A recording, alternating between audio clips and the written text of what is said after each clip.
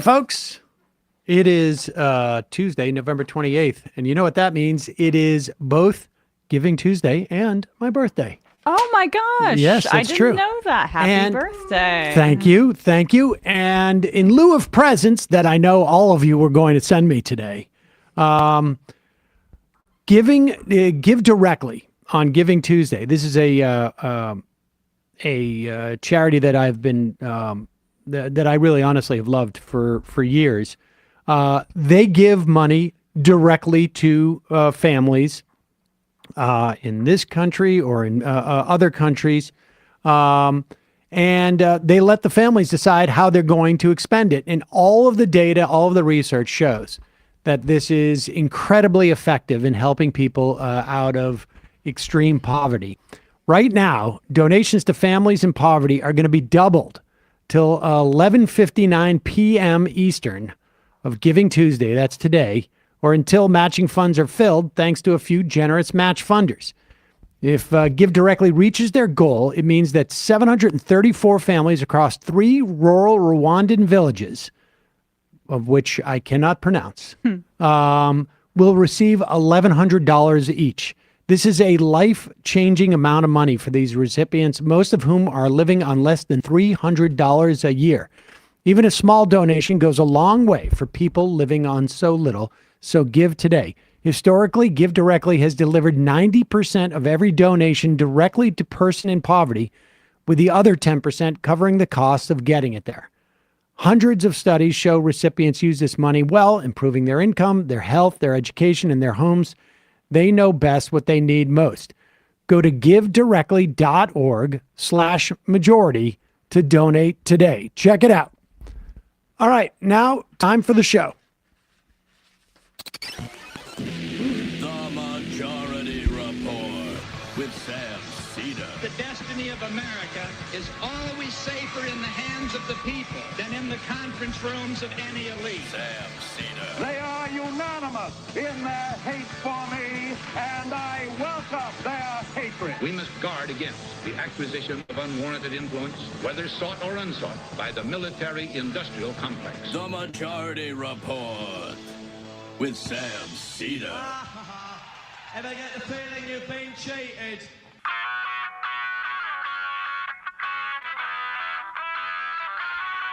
It is Tuesday, November 28th, 2023. My name is Sam Seder. This is the 5-time award-winning Majority Report. We are broadcasting live steps from the industrially ravaged Gowanus Canal in the heartland of America, downtown Brooklyn, USA. On the program today, the 5th group of prisoner exchange swapped between Hamas and Israel today. This is day 1 of the truce extension. So far, another day of truce is planned for tomorrow, and then back to the negotiating table or not. Meanwhile, Israel arrests at least 75 more Palestinians across the occupied West Bank. That is the Israeli numbers.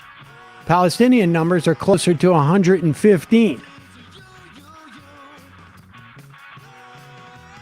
New report: Biden to highlight Trump's threats to the Obamacare, while even Biden voters believe the economy is weak. Supreme Court hears a case which may foreclose the wealth tax. That's not quite on the table yet, but hope springs eternal. New Mexico Supreme Court upholds a congressional map, favors Democrats, although just slightly. New report: Mike Pence, he really wanted to do the coup for his good friend. Meanwhile, Hunter Biden offers to testify publicly before Congress, calling Comer's bluff on that subpoena. Interesting. New York State finally settles the dispensary suits, paving the way for hundreds of new dispensaries opening up. Matt. I was just staring at Matt. Yeah, I got no you. reaction. I'm excited about that too. Amazon workers in Philly stage a walkout yesterday on Cyber Monday National Labor Relations Board finds Starbucks illegally fired workers.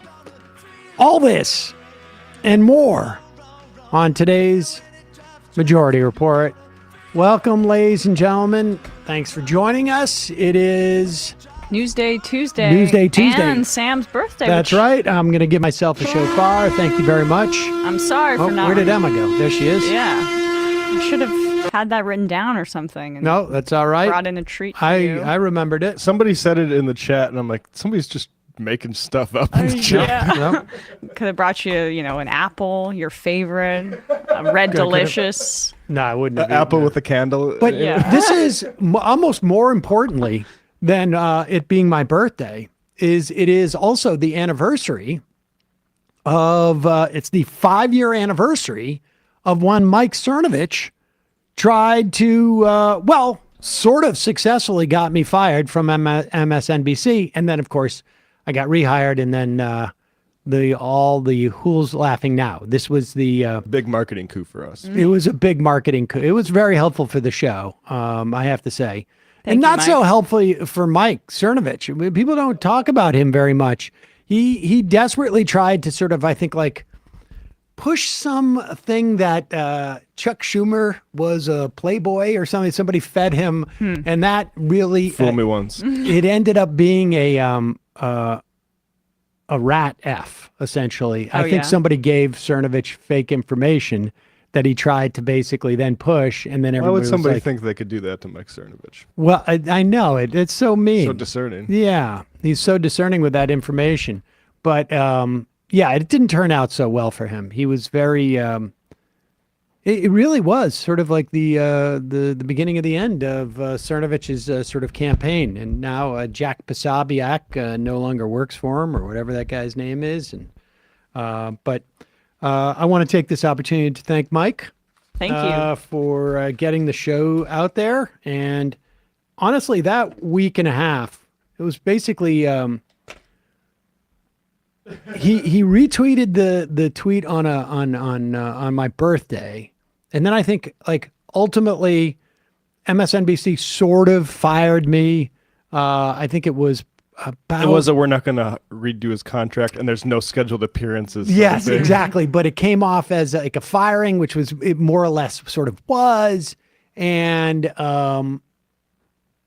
that took I think like 5 or 6 days later. And he tried to contact our advertisers, and again, also let me do a shout out for JustCoffee.coop. They have been an advertiser with this program for years, and they contacted me and said, we got this weird email from somebody who, from some like non-existent organization. This was over a tweet that I had done 9 years earlier about criticizing people who were promoting Roman Polanski's being able to come back into the country and get a Lifetime Achievement Award at the Academy Awards. And I had tweeted out, because I was upset because there was a lot of like people I knew from show business who had signed this document. I had tweeted out, "Don't care about Roman Polanski, but if my daughter is ever raped," because he had essentially, he had raped a 13-year-old girl. Yep. I think he drugged her, but he had basically done a plea deal and then fled the country on the day of the plea deal. And so I wrote, I don't care about Roman Polanski, but if my daughter is ever raped, I hope it's by a much older man with a great sense of mise en scène. It's a great tweet. Which people who, even if English is like their second or third. How do you not know that's a joke?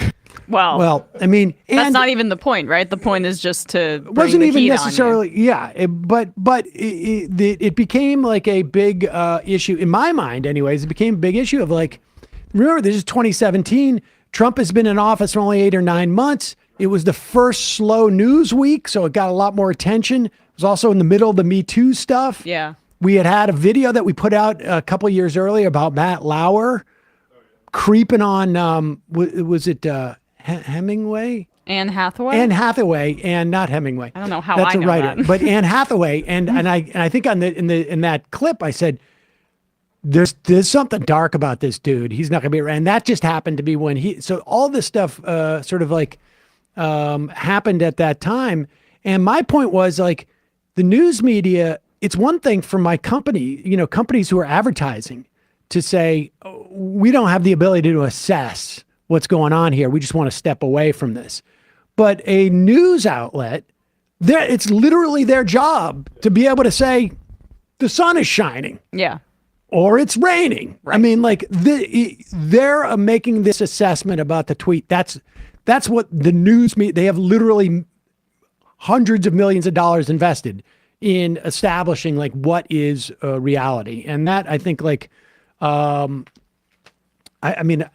that was a big challenge for them, I think, at that point. And a lesson probably for you and what like the. Oh, I loved it. I had a lot of fun with that. It's the gift that keeps on giving for your birthday. Yes. I'm pretty sure it happened on Sunday. It got you got reinstated by MSNBC and scheduled, and Michael. No. The story came out on Sunday that they fired me. I got reinstated the following Thursday. Oh, okay. So, because what I remember is Michael was hosting, and so if people go back to that in the archive, we played "Bad Boys for Life" by P. Diddy. Oh, really? When Sam got reinstated on the show. Well, on Thursday, that's what music. happened, because I think it was a Thursday. Yeah. And in the morning, I came in and did, or that night, you and I met me here, and we recorded a video because they were coming after our advertisers. And I found that out from Just Coffee because longtime advertisers, they're movement partners. They had a different relationship with the show than, let's say, whatever it was, Omaha Beef or whoever. And so they, clued me in. And then Mark Maron and Brendan McDonald, we had the same advertising broker. And within a day, Maron and Brendan McDonald came out and said, if anybody leaves the Majority Report over this, and it was the head of Midroll at the time, and I can't, his name escapes me at the moment, but it was really incredibly nice thing and supportive thing to do. No, it wasn't Ackerman, but it was his business partner, I think at that time was still there, said anybody who quits Sam's show and is on Maron's show, they're going to get bumped off of Maron's show, and we're going to give advertisers a 20% discount, your competitor. And that was the power that Maron's show had at that time. So people were very, very supportive throughout that whole thing. So thank you, Mike Cernovich. Yes. This is our anniversary. We're bound together for the rest of our lives. And I always feel like I forget this day coming up, but I always feel like I should send him a muffin basket. Yeah. If anyone else wants to provoke Sam on his birthday, Yeah, I mean, still time. By all means. We should get into the news. I got a little caught up. I'm sorry. I folks. mean, it's an anniversary of a seminal moment. Let's do a couple of. We got a couple of sponsors, and then we'll get into this clip of a essentially Israeli public broadcasting, and there was a report on how Netanyahu's talking to backbenchers in Likud. If you've been following Netanyahu's sort of like positions over the years, this may not be terribly surprising, but it's really important in context, and it's going to be a clip that will be a good follow-up on those arguments you had at Thanksgiving with your relatives, if so. But a couple of words from our sponsors first. Holiday times, difficult enough. There's a way to make your life a little simpler. Stamps.com is your own personal post office wherever you are. With Stamps.com, all you need is a computer and a printer. Doesn't even necessarily have to be your computer or your printer. Go to visit your folks, visit somebody else, borrow their computer, sign in, and if they have a printer, bingo, bango.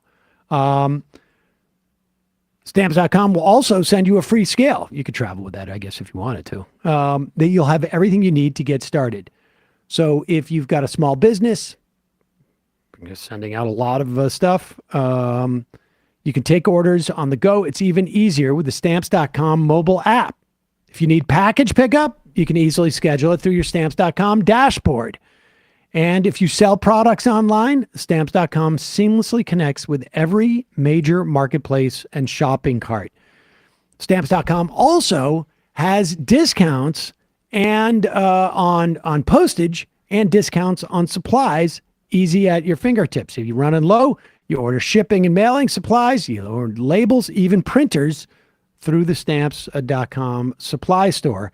And like I say, you can get huge carrier discounts up to 84% on the U.S. Postal Service and UPS rates to help your bottom line. Plus, Stamps.com automatically tells you your cheapest and fastest shipping options.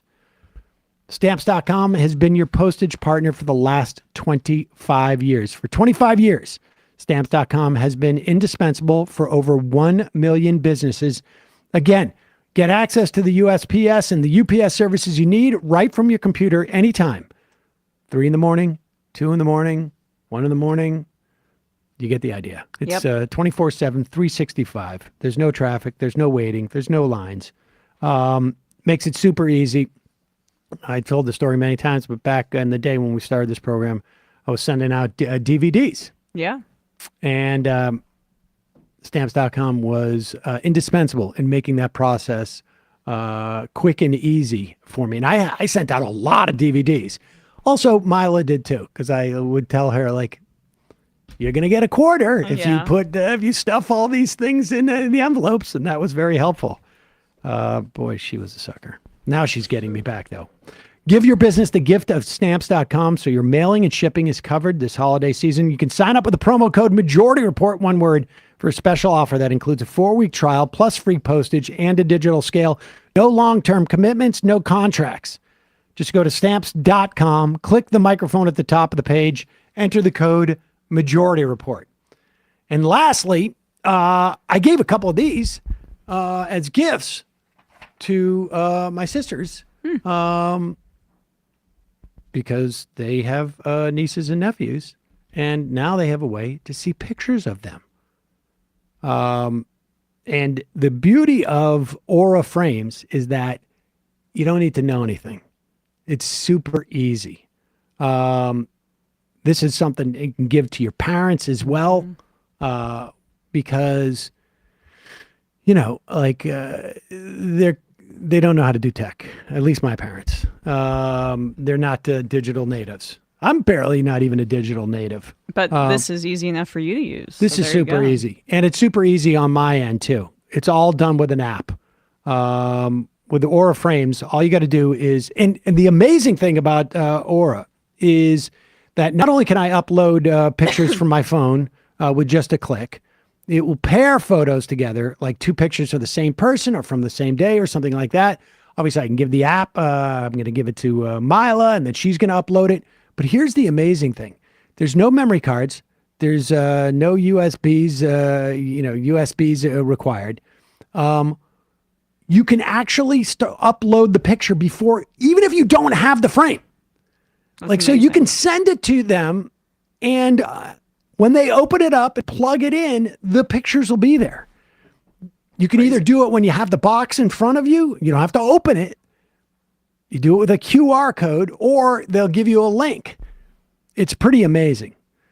Aura was named the #1 digital frame by Wirecutter, The Strategist, and Wired. And this is the last day of Aura's best deal of the year. It ends tonight. Listeners can save $40 on their best-selling Carver matte frame.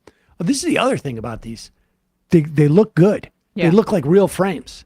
By visiting auraframes.com/majority. That's AURA frames.com/majority. Use the promo code majority, get $40 off their best-selling frames. Terms and conditions apply. We'll put all the links in the podcast and YouTube descriptions. And let's get into this. This is a really important, I think, clip. It's in Hebrew. Yeah. And I should say, lo medaber ivrit. Ani lo medaber ivrit. Can you translate what you just said? I don't speak Hebrew. Okay. In fact, that's the only thing I know how to say in Hebrew. I know how to say like shil shul, which is diarrhea. Oh, good. That's useful. Yeah, these are experiences I had when I was a kid. I was in Israel. And so that was basically it. I knew how to say 2 things. There you go. And that was basically dominant in my experience. Will that be helpful in trying to translate this clip? I don't even know how to say I don't know. But I do know how to say low. Yeah. As in no. Okay. But this is panelists on an Israeli public broadcast. They're discussing, reporting about a meeting that Prime Minister Netanyahu had with sort of some backbenchers in the Likud. He is desperately trying to hold on to power. Mm-hmm. And he knows he needs to maintain this war, essentially, to stay in power, because he's also afraid of going to jail for corruption charges. Yeah. But he also knows that there's increasing pressure to discontinue this war. I think probably not in the least bit, because the IDF is starting to realize, like, we're not going to get rid of Hamas. I mean, there's no clear military objectives, but again, I still, even that framing, everyone has to understand that the military objectives are secondary to the collective punishment of the Palestinian people and the prevention of any self-determination. That's the framing you have to go into it. Well, exactly. But from a military standpoint, they're not going to get rid of Hamas. They're just going to come out and say, we damaged Hamas this much or that much. But the U.S. government is supposedly now adding more pressure in terms of, like, you can't go willy-nilly like you did if you start this up again. And so he's got to go in there and basically sell to his party members in the Likud that he's the guy that they want in office, even if there is no war. We're just going to play a little clip of this, but obviously there's no translation. Go play just a little bit of clip, and then we'll read from the report on this. ראש הממשלה בשיחות בשבוע האחרון עם חברי כנסת בליכוד, עם מבחר של דברים שהוא אומר על היום שאחרי הלחימה בעזה.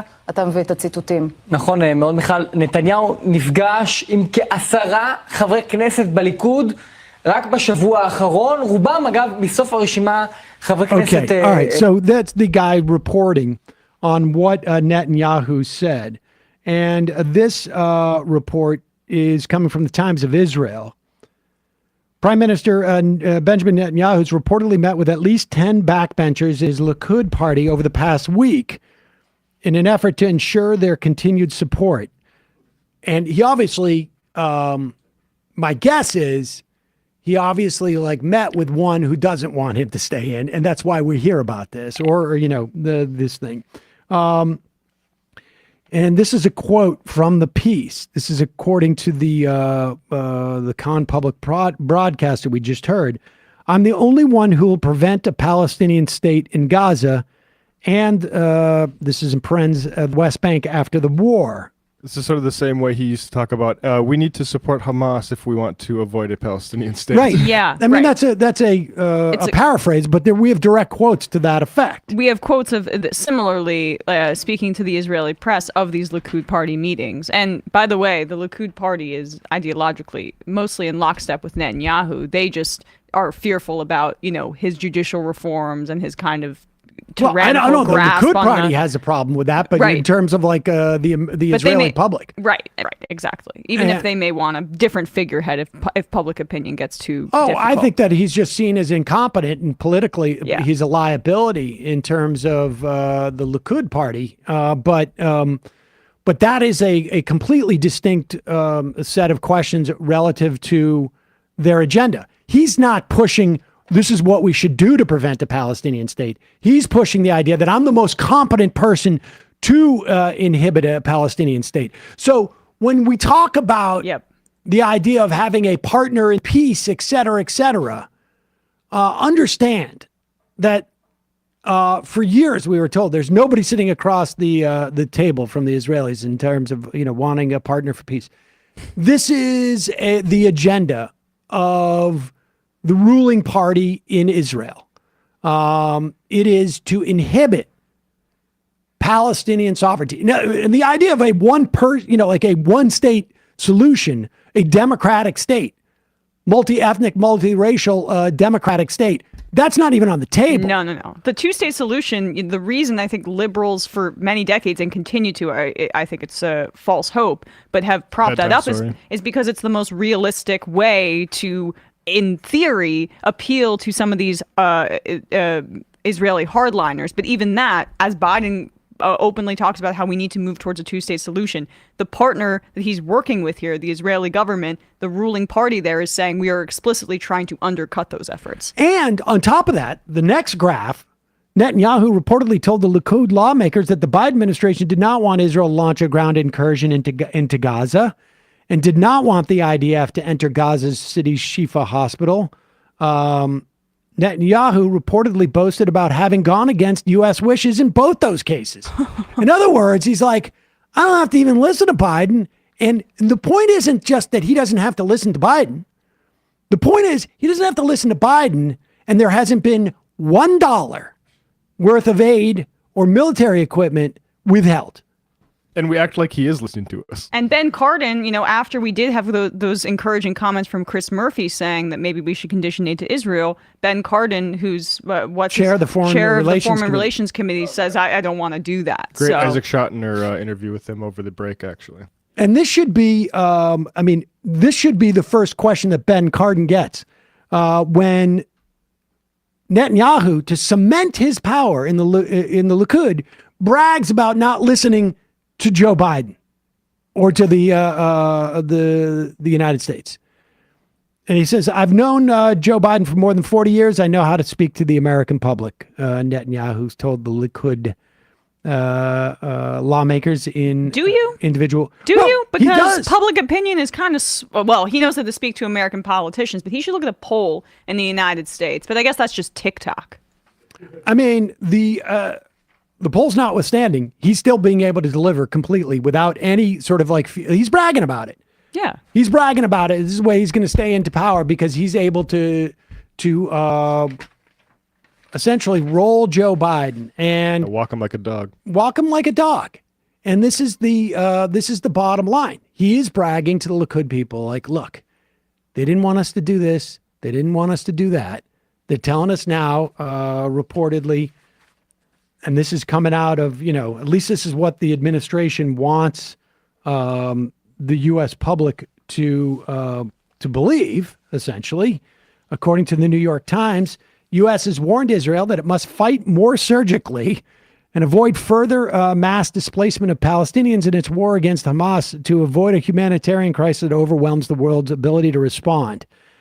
Now, in my assessment, this is being couched in the terms of just humanitarian, as opposed to the Biden administration saying, this is no longer politically viable for us to essentially give you this carte blanche, at least publicly. White House has told Israel that replicating the scale of its bombardment in northern Gaza as it makes an expected push into southern Gaza once the recent pause in fighting ends would produce a crisis beyond the capacity of any humanitarian support network, officials said on Monday night. The United Nations has said fighting has already displaced Gaza's population of 2.2 million. Among other things, American officials have told Israelis that any coming military operations should not hamper the flow of power and water or impede the work of humanitarian sites as hospitals and UN-supported shelters, to the extent that there's any left, supported shelters in South and Central Gaza. The Israeli government was receptive to the request, one official said. Really? Because that official should go take a look at what they're reporting in Israeli media, that Netanyahu is bragging. Yeah. I don't have to do anything they say, and they still give me everything that I want. Receptive in the sense that they received it and then put it in the receptacle. Yeah, I love the diplomatic language is so great.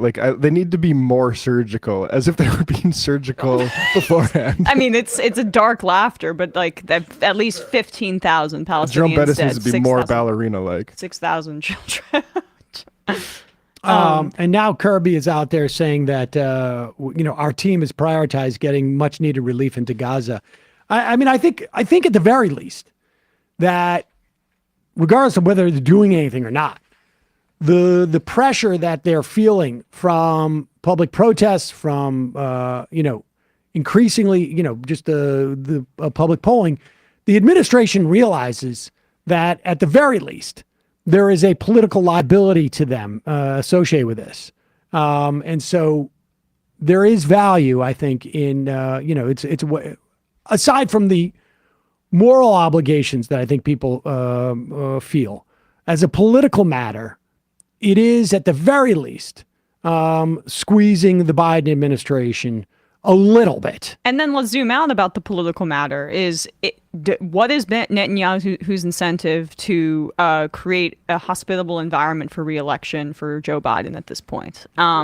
Netanyahu, if he wants to remain in power, wants Trump back. There's no question. So the Biden administration has to maybe get its head out of its ass and start to question what Netanyahu is imposing on them from a domestic political perspective, and what their interest would be in getting Likud out of, well, I mean, at least Netanyahu, but also not empowering the Likud party, which has openly basically said that they do not believe in any Palestinian statehood and they want Israel control from the river to the sea. And if those kinds of partners are somebody that's like are worth propping up, and the U.S. could use its leverage to disempower Netanyahu, and then basically he can't go to the public in Israel anymore and say, like, I have the U.S. in my back pocket if the Biden administration chooses to actually have some foresight. Now, there's here. plenty of time for self-preservation after we, complain about the left noticing reality for another couple of weeks. Yeah, and we should say that within the context of the ruling government in Israel, which is a parliamentary system, Likud is like the moderates. Yeah. I just want to be clear about that. The other parties involved, and I think they have like I'm not sure if it's like a 65 to 55. 76 to 44. 76 to 44 is basically some fascist far-right parties and then some ultra-Orthodox fundamentalist partners. That's basically it. I mean, Smotrich, the finance minister, and I should say, is a part. Sorry. I will say that since October 7th, there has been a slight shift in that because there's been a unity government. But once this dies down, that's what the basis of his power was. But the basis of his power was also, Likud and their partnerships to create a government with people like Smotrich, who is a member of the Religious Zionist Party and is an extremist settler himself, who was also quoted, I believe, today, saying that there are 2 million Nazis in the West Bank.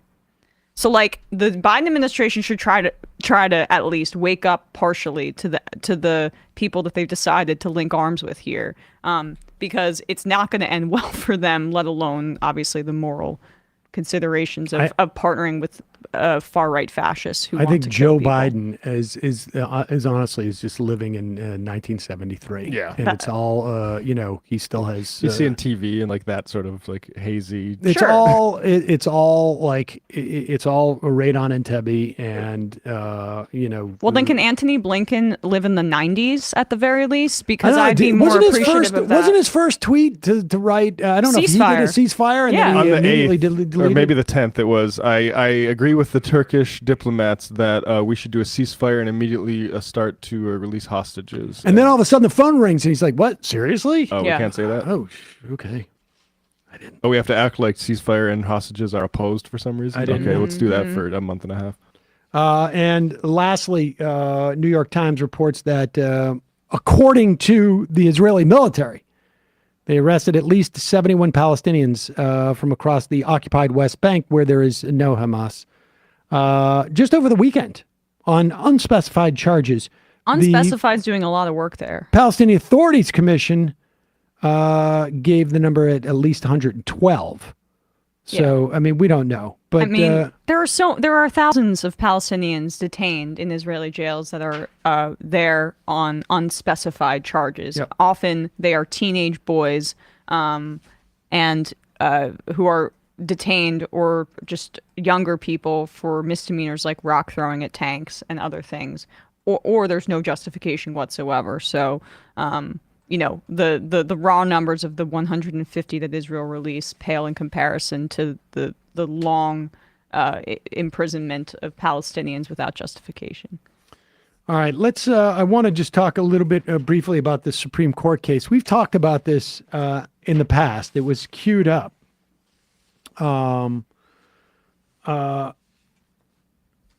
This is the case is Moore versus United States, and there's really some questions about the way that the plaintiffs have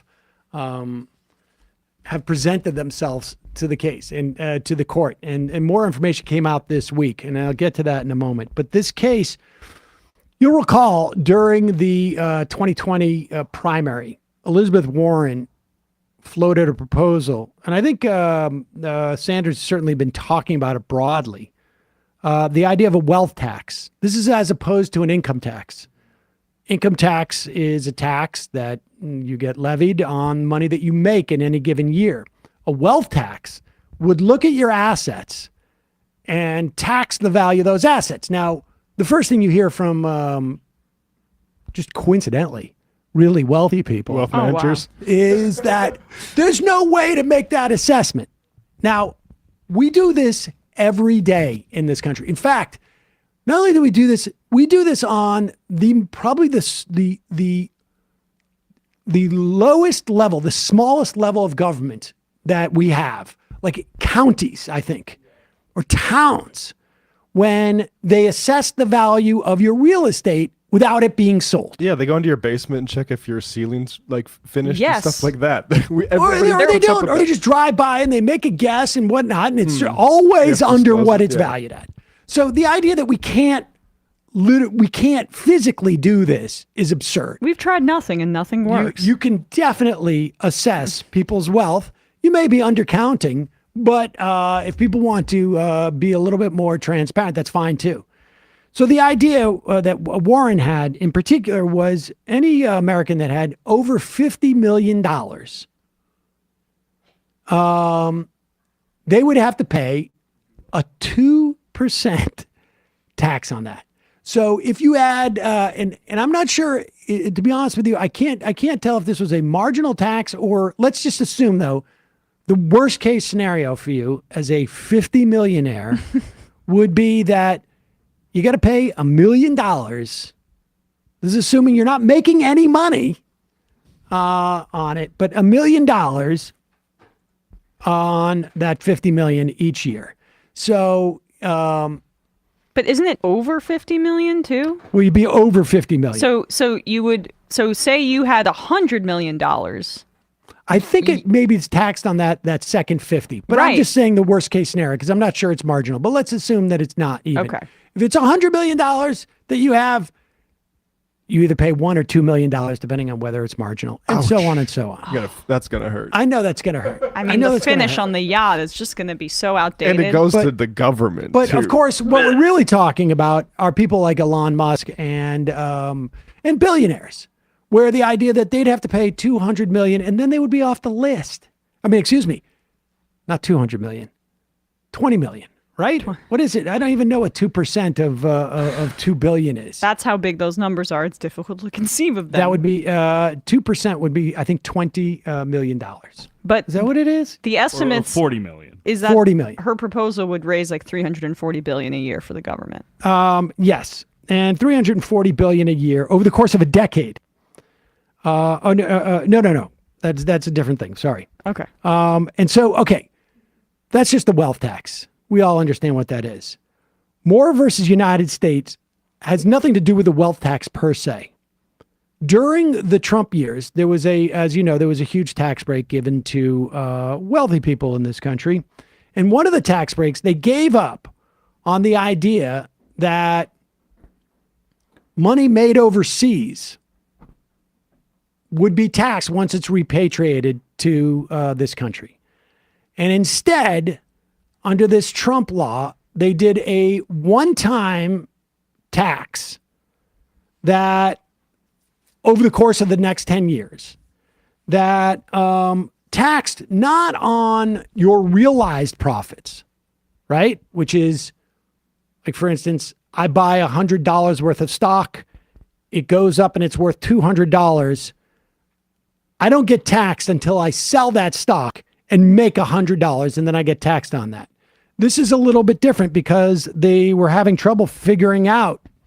There was basically a huge tax loophole where you could make this money and then shove it into a foreign entity and then hold it off the American, outside of America and keep it out there ad infinitum, and you don't get taxed until you repatriate it.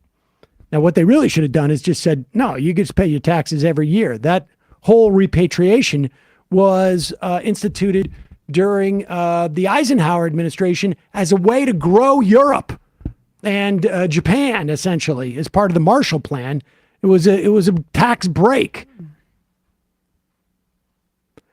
So this case is about a family, the Moore family, who had invested like 14 grand in a company, according to them. And it was really more of like a friendly type of thing. 2017, these investors paid $14,729 in their taxes due to the one-time tax provision in the Trump tax bill. They had invested more than that. They then sued to get the money back because of a convoluted argument that they're making about the Constitution. I don't really know how to really express it to you, but it has to do with like that taxing on unrealized income, because this was the value in the company and it was measured at that moment, but it had not been realized because they hadn't sold their shares in it yet, is unconstitutional under some provision in the Constitution that says states must direct taxes apportioned among the several states that exist in there. That provision has more or less been left by the wayside in over 100 years worth of jurisprudence.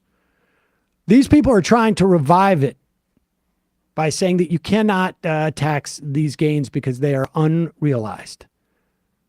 Obviously, the American system of taxation is not in limbo because of this $15,000. But if the Supreme Court rules that you cannot tax unrealized wealth, essentially, then a wealth tax is basically done because it's sitting in a home, it's sitting in an investment, it's sitting in the bank. You need to wait until there's some type of profits, whether it's interest or whether it's capital gains or whatever it is. And that's what the Supreme Court could rule. And they've been coming for this for a while because they want to prevent in the future the ability of name who you think is going to be president in 20 years, AOC, to come out and say, we're going to do a wealth tax. Yeah. I mean, how, has there ever been a broad challenge of the ability of the Supreme Court to engage in judicial review in a preemptive fashion? Because to me, that seems like it's quite not necessarily in keeping with its... Well, there's two things. With the role of the Supreme Court. One, they won't come out and say you can't have a wealth tax. They'll simply say the U.S. government cannot tax on unrealized gains. Okay. Which would foreclose a wealth tax, but would address this specific question. The thing that's come out, though, is it turns out like these shareholders, they're saying it's an unrealized gain, but they're also sort of lying about their relationship to the company. Because this is relevant because they're presenting themselves as simply investors. But if they have a certain amount of control of the corporation, then it just becomes a question of like it being corporate profits, which are all very taxable, even if they're unrealized. Or I should say a corporate revenue, which is taxable, even if it's unrealized profits for an individual. Long and short of it is, we'll have somebody on when this comes up, but I think it's going to be resolved. They're going to hear the lawsuit in the coming weeks, December 5th. So I guess a week from today. Maybe we'll get Millhiser on to talk about My that. birthday. Yeah. But keep an eye on that. Oh, is that right? Well, Sorry. And George Armstrong Custer's. Congrats. You get oral arguments about the wealth tax Lex for last your birthday. yes. Is that what you asked for? Exactly. Dr. Chaos MD, would killing the wealth tax via the Supreme Court also kill the estate tax as we know it? If the estate is not liquidated, no gains would be realized and therefore untaxable. I don't think so, because you're still transferring. It's unrealized relative to the estate. But at one point, it's new money to somebody else. So I don't think it would impact the estate tax, but I guess that's a good question for when we talk to a legal expert on this.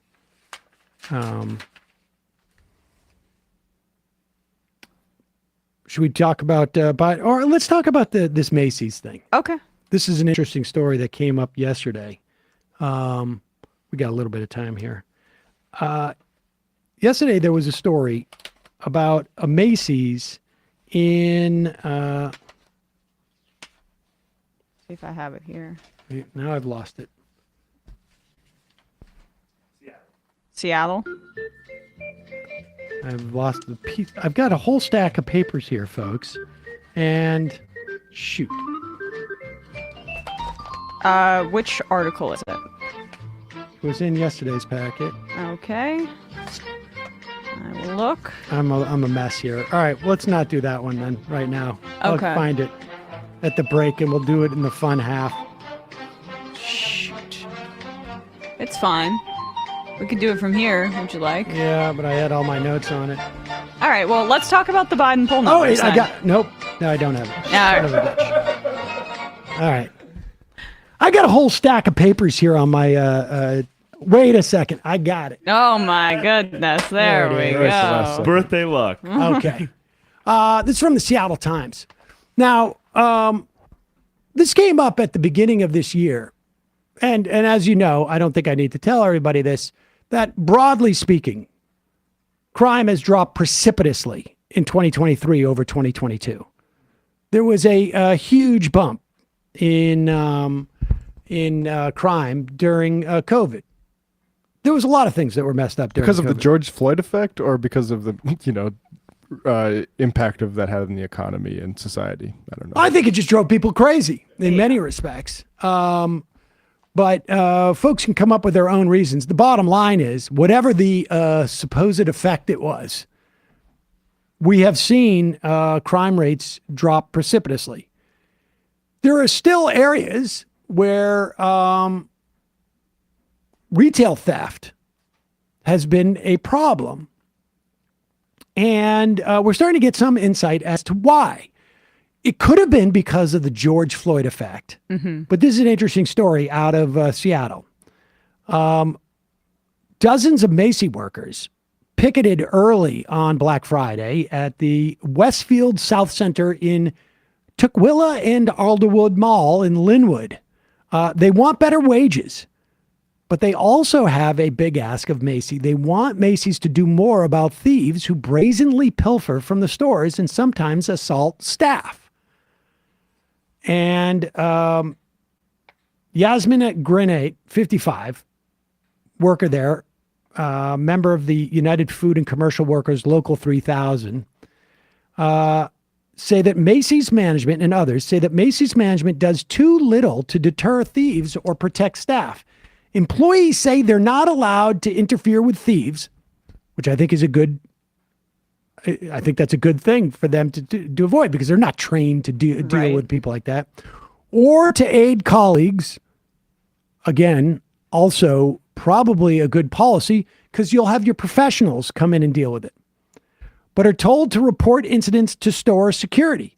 But, quote, when I call security, no one picks up the phone, says Granat, who adds that the stress is too much at the job that pays a 23-year veteran just $20 an hour. Now, it's an obscene amount of pay to pay someone who's been working there for over 2 decades. It's just astonishing.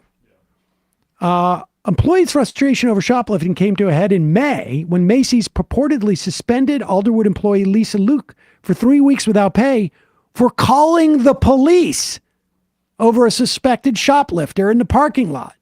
This is according to Luke and union officials. Luke, who's 56, says she called police only after store managers told her to contact mall security, who instructed her to call the police. Union members say that Macy's passive shoplifting policy reflects a bottom line mentality. They say the New York-based retailer refuses to invest in adequate store security, but also doesn't want armed police handcuffing suspects in front of shoppers. In other words, the reason why these Macy's keep getting hit is because they know the policy of Macy's is, we got to insure it anyways. Yeah. And because like they're cutting costs and they're not creating a system for employees to even report these kinds of things, and they know that they'll just be able to blame the crime and the delinquency of people in the wherever well, also, their locations this are. is insured. Yeah. They are insured for these losses.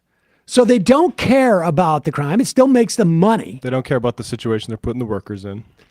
Some accountant in New York has figured out that it costs them less to let people steal product than it does for them to have a perception of there being safety issues in their stores, says Joe Mizrahi, Secretary Treasurer of the UFCW 3000. Macy's has a financial incentive to pretend like there's not a problem. So this isn't a question of like the DAs are too soft or George Floyd caused all the police to say we're not going to respond. The corporation won't even let them call it in. Now, this is aside from the fact that like you had, Target and whatnot claiming they're closing certain stores because of crime when they had stores just a couple of blocks away have the same level of crime going on, but they don't close because they just saturated a neighborhood and realized we got to shut this down and we need to blame it on somebody. And it's not my incompetence that was it. It was because of the crime. This week, Forbes magazine ranked Washington as the worst state in the nation for retail theft with a per capita average of 347 in stolen goods, more than 2,300 incidents per 100,000 residents in 2021. Now, through October, reports of shoplifting in Seattle were down 21% with the same period in 2022. That must mean there's 21% more cops on the beat. I'm being facetious. Yeah. This is according to police data, but some retailers are not reporting, may not be reporting all thefts. In other words, crime is down, except for in specific stores that have found it more lucrative to not really deal with crime. And instead, like you look at Macy's, they've done 500 million in stock buybacks. So not going to hire security or any sort of, to actually like help these workers who get put in these situations where people are stealing stuff. Who cares about that? Yeah. But let's get these stock buybacks. I was just reading, I'm reading Saul, Game of Thrones. It may not be totally appropriate, but I try and edit out some of the worst parts. But there was something last night that I was walking through with him that someone said, which was basically sorcery is the sauce that people pour on defeat so that they don't taste their incompetence. And in this instance, I would say petty theft is the sauce that some of these corporations pour on their failure to place their retail stores in the proper place to drive sales and cover their tracks. That's the story that's going on here, where you've got workers begging the corporation, hey, at least let us call the cops. Yeah. It's wild how many people are willing to run with the corporate propaganda too. Like there's like the CVS story in DC where it turned out actually there was one like a few blocks away that was just fine. But Yeah. it was just the owners, the operators of that one CVS, just like, yeah, who cares? Yeah, and I think it's also because like so much shopping is being done essentially online at this point, and like the brick and mortar kind of retail or stores are facing that kind of anxiety, as are their the corporations that real estate groups that own these commercial properties and rent to these big companies like Macy's. So they're answering to shareholders, but they're also answering to those commercial real estate groups as well, and trying to justify their continued storefronts. And that's why they blame theft. And again, also remember you're talking about fully insured products here. All right. Let's take a break. We'll head into the fun half of the program. Sorry it took me so long to find that piece, but I thought it was really fascinating. Yeah. And wanted to draw people's attention to it. We've got a lot more to talk about in the fun half. Joe Biden's numbers. And, in many respects, it's not a mystery as to why people are feeling a pinch for the economy, particularly young people. And a lot of that has to do with housing. Biden should run TikTok? on a national housing initiative if he has. Well, I'm does not not- convinced that TikTok doesn't have a role actually in helping maybe tell people at least where the Biden administration is. There was, we'll talk more about this, but there was a PCCC did some polling, and I think we touched on this story. The polling shows that like people can't really differentiate between Donald Trump and Joe Biden on the question of Social Security. It is at least the last sort of like vote taken on this in the by Democrats in the Senate was to expand Social Security. Part of that problem could be that not only does Joe Biden not necessarily talk about Social Security enough, but this idea of making Donald Trump somehow unique from the Republican Party also allows Donald Trump to say, like, I'm not going to cut Social Security when the whole party is geared towards cutting Social Security. But we'll talk more about that in the so-called fun half. Folks, it's your support that makes this show possible. You can become a member today at jointhemajorityreport.com. When you do so, you get the free half free of commercials. You get the fun half, although keep the give directly thing today. You get the fun half. You can IM the fun half. We got bonuses for merch for members. We'll send out another email maybe to that effect in the coming week. 10% off the merch if you're a member. It is Giving Tuesday. We've got a link to give directly in the podcast and YouTube description. And again, if you want to become a member and don't have the finances, send us an email at majorityreporters@gmail.com. Have a little patience, but we will get to you and hook you up. Emma. Yes. ESVN. Well, we went into week 12 in the NFL, the Thanksgiving week, the very exciting, epic games that we saw. Eagles, Bills, who's to blame for the Bills' struggles, Jags, Texans, the emerging talent there in the AFC South, and more, youtube.com/ESPN show. And Matt, what is going whoa, Matt is bringing in props. on? Uh-oh. It's Carrot Top. I What's can't going on believe you here? remember. Matt finally remembered the Whoa, left reckoning look at hat. this. Thank you. Oh. Wow, this is a really unfortunate day to give everybody else a present. Oh, that's true. It's a little too big. I got to break this brim in, but I love this. It's a little awkward. Are you a baseball cap Sam, guy? yours is on the way. Mike, baseball cap guy? Yeah. You serious? Yeah, are you? Of course. You got one of the camo ones coming, but This these is sweet, honestly. available if you want one of these black Left Reckoning hats, trucker hats.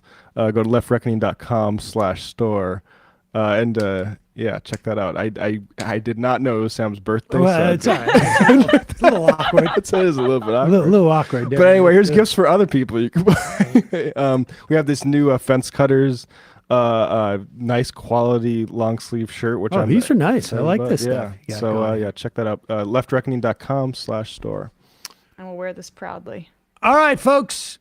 Do you want to say what it's on the show, or is it just you guys? Oh yeah, all tonight. merch operation now? Yeah, we're just doing merch now. We're hype beasts. Tonight on Left Reckoning, Brian Meyer talking about Lula, and the American involvement in the Lavajato stuff. We go deep with him, and also I'm going to be doing a little. I'm going solo tonight, so also I'll be in the post game on Twitch, which will be available for everyone. I'll be looking at some LBJ tapes about the 6-Day War. So check that out. Patreon.com/Left Reckoning tonight.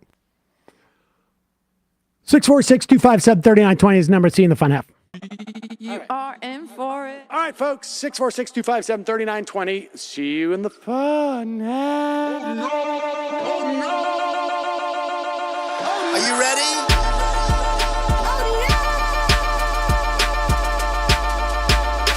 Who sent us this? Alpha males are back. Boy is back. And the alpha males are back. Just as delicious as you could imagine. The alpha males are back. Boy is back. And the alpha males are back. back, back, back. Just want to degrade the white man. Alpha males are back, back. I take all of it in my throat. Alpha males are back, back, back, back. Snowflake says what? The alpha males are back, back, back, back, back. You are a madman. And the alpha males are back, back. Oh no, Sam Cedar, what a fucking nightmare. Bring back DJ. Yeah, or a couple of them, just put them in rotation. DJ Denner. Well, the problem with those is they're like 45 seconds long, so I don't know if they're enough of a break. That's fucking nonsense. You see white people doing drugs, they look worse than normal white people, and all white people look disgusting. And the alpha males Psych. Fuck them. Fuck them. Snowflake says what?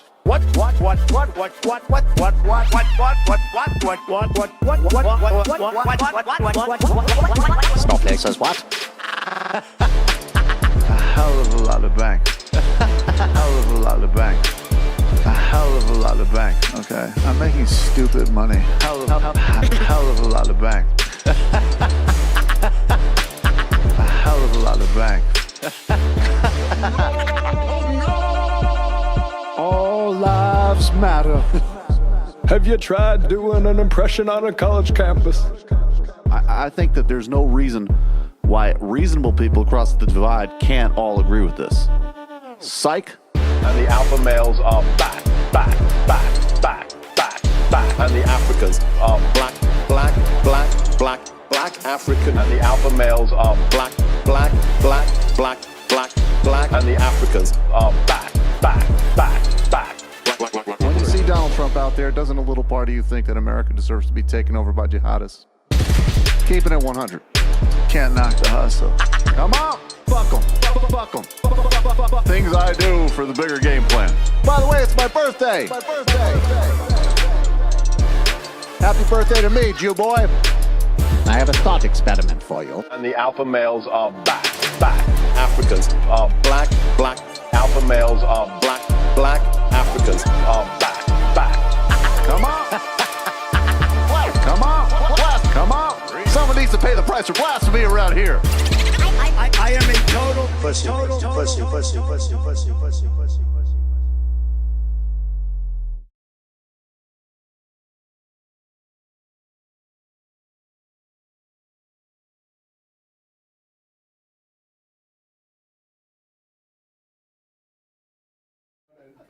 Oh my God, that's crazy. Let's not. I don't even want to like. Yeah, I don't know if we should draw attention to that, but that's so. Well, maybe if we get to it in the philosophy was being piped to Earth. I have some new drops. What's that one? Here Is that Elon? Yeah, it's Elon talking to Rogan. And that philosophy was being piped to Earth. And also later, Rogan said this. Yeah, I don't think you're melodramatic at all. Yeah. What piped? He's that was when the woke mind virus. Yeah, he's saying totally like a pipe from space. Rogan's like, why'd you buy Twitter? And he's like, well, you go outside and there's a zombie infestation of homeless people in San Francisco. And why is that? Because of wokeness. Woke ideology. So that's why I bought Twitter. Incidentally, speaking of woke ideology and zombie apocalypses, in the New York Times this weekend, you may have read a piece about the what's going on in Houston in terms of how much success they've had in providing housing for homeless people. Or maybe a year and a half ago, you heard Emma's interview on it. Mm-hmm. Just FYI. Yeah. I was wondering what has happened to the Democrats. Wonderful. Sam, Democracy Now! Used a clip of Ehud Barak from Majority Report today's show. You can hear the whoopsie sound drop and Emma and Matt chuckling in the background as Barak talking about the tunnels. Fun Easter egg this morning. Yeah, we just listened to that.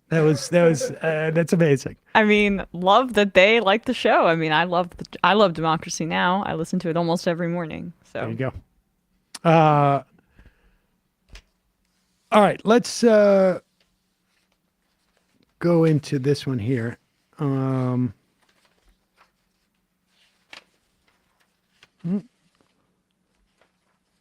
What has happened to the Democrats? Exactly.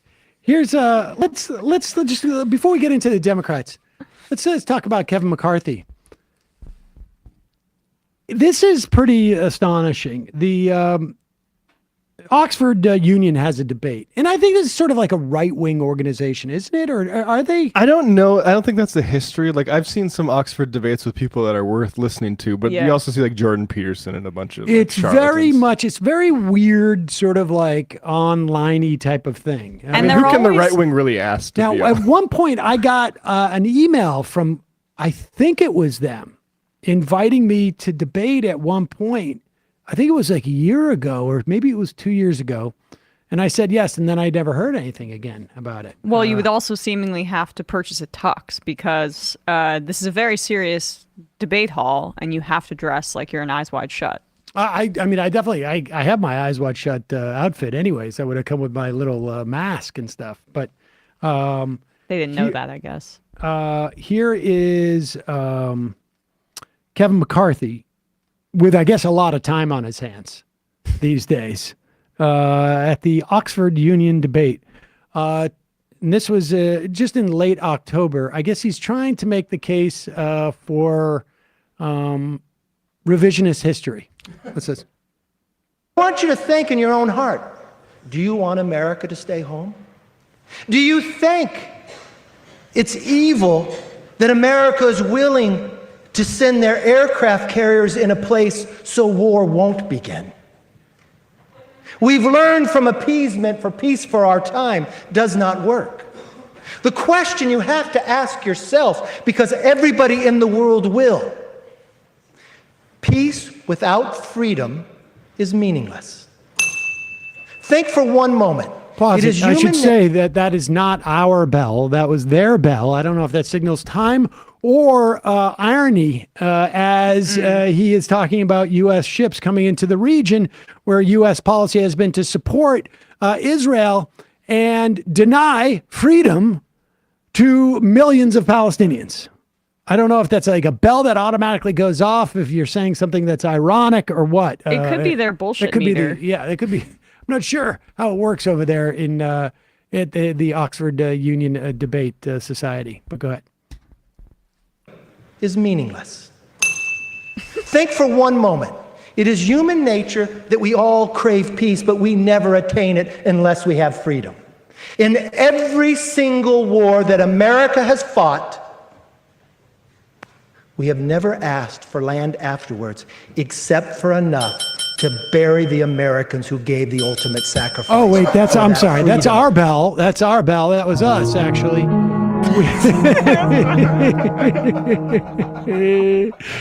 I would like to, Kevin McCarthy, former Speaker of the House, I would like to introduce you to the Mexican-American War. Or perhaps you've heard of Texas, for instance, or California. Yeah. Where does he represent? I'd like you to meet the First Seminole War, which brought us some towns in Florida that we kept. Wasn't some Ohio property promised to veterans of the American Revolution, I think? Yeah. And Mexico is an interesting one, because if you look at the history of like when we fought Mexico in 1848, Mexico ceded 55% of its territory, including California, where McCarthy's from, and the only reason we didn't take more of it is because we had white supremacists in our government who were like, that's too, and like WASPs, who were like, that is too many brown Catholics. We need to pull that back to the Rio Grande. Yeah, I mean, let alone the Mexican American War. Did you say that right? Like this. So the Mexican, it was just said the Mexican American War, the Seminole War, or maybe the American Indian Wars. We tend to. Yeah. I mean, maybe we didn't ask. Yeah, the Mystic Massacre. Maybe we didn't ask for the actual property. How did we get control of the Philippines? We just took it. Oh, yeah, Philippines. Puerto Rico. Oh, and speaking of the American Revolution, you look at like what happened to settlement in like, say, for instance, upstate New York. The Crown wasn't allowing that based on like treaties with Native Americans. After we got our independence, the Native Americans lost a bunch of their land. I guess what he's saying, though, is that we didn't take any land in Iraq. I mean, except for that massive compound that we have in the so-called embassy compound, which is. I mean, we turned the country over to a bunch of like 30-year-olds for a while, but I guess, we didn't call it a state. So. I mean, but we are literally right now funding Israel, which is seizing land and has been for the past 75 years. All right. We should also say that we don't really need land if we also have control over the oil underneath it. Right. And so it's really, we just gotten more efficient. But is there anything else that he has to say? Does he talk about how the Civil War was really just about culture? We have never asked for land afterwards, except for enough to bury the Americans who gave the ultimate sacrifice for that freedom we went in for. We hope for fun. I'll see you at the But the basis of their definition is wrong. Intervention is not just military.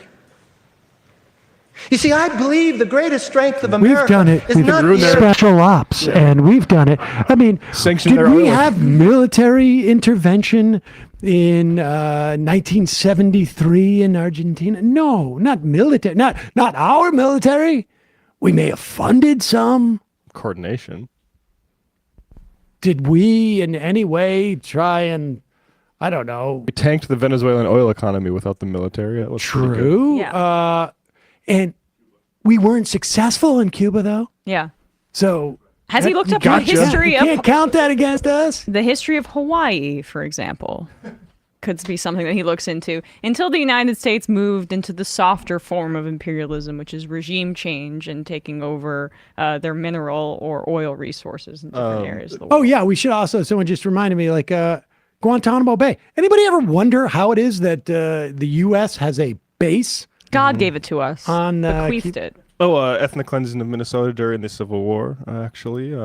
Expulsion, including a concentration camp of natives. Yeah, I actually a kind of similar pretext if what you're seeing if Gaza ends up under Israel's control would be if what happened in Minnesota. This is the thing. When you wear a tux, though, you say something like that, you get an applause line.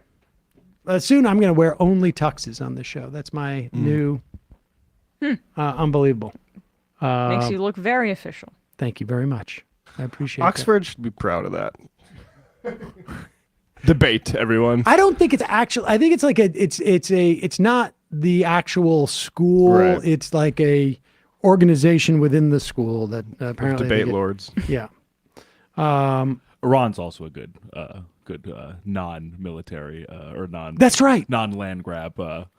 Thank you, aspect. Bradley. But you're half Iranian, Yeah, so it's do you have a biased dual for me. loyalty? Yeah, my mom literally just texted me that. Oh, that's good. As a suggestion for this segment.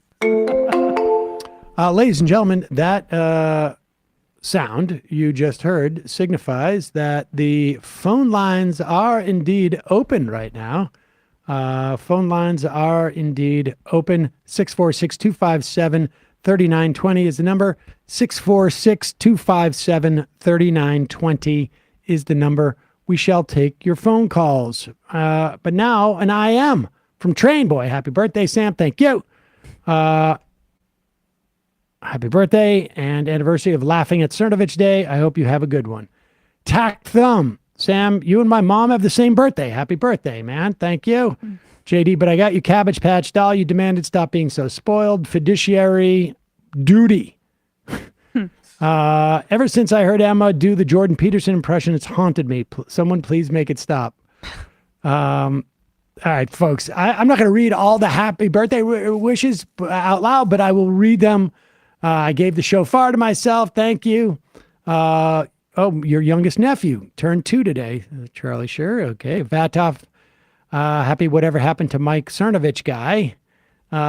This in time, I give myself a shofar every morning. Says the tiniest of Tim.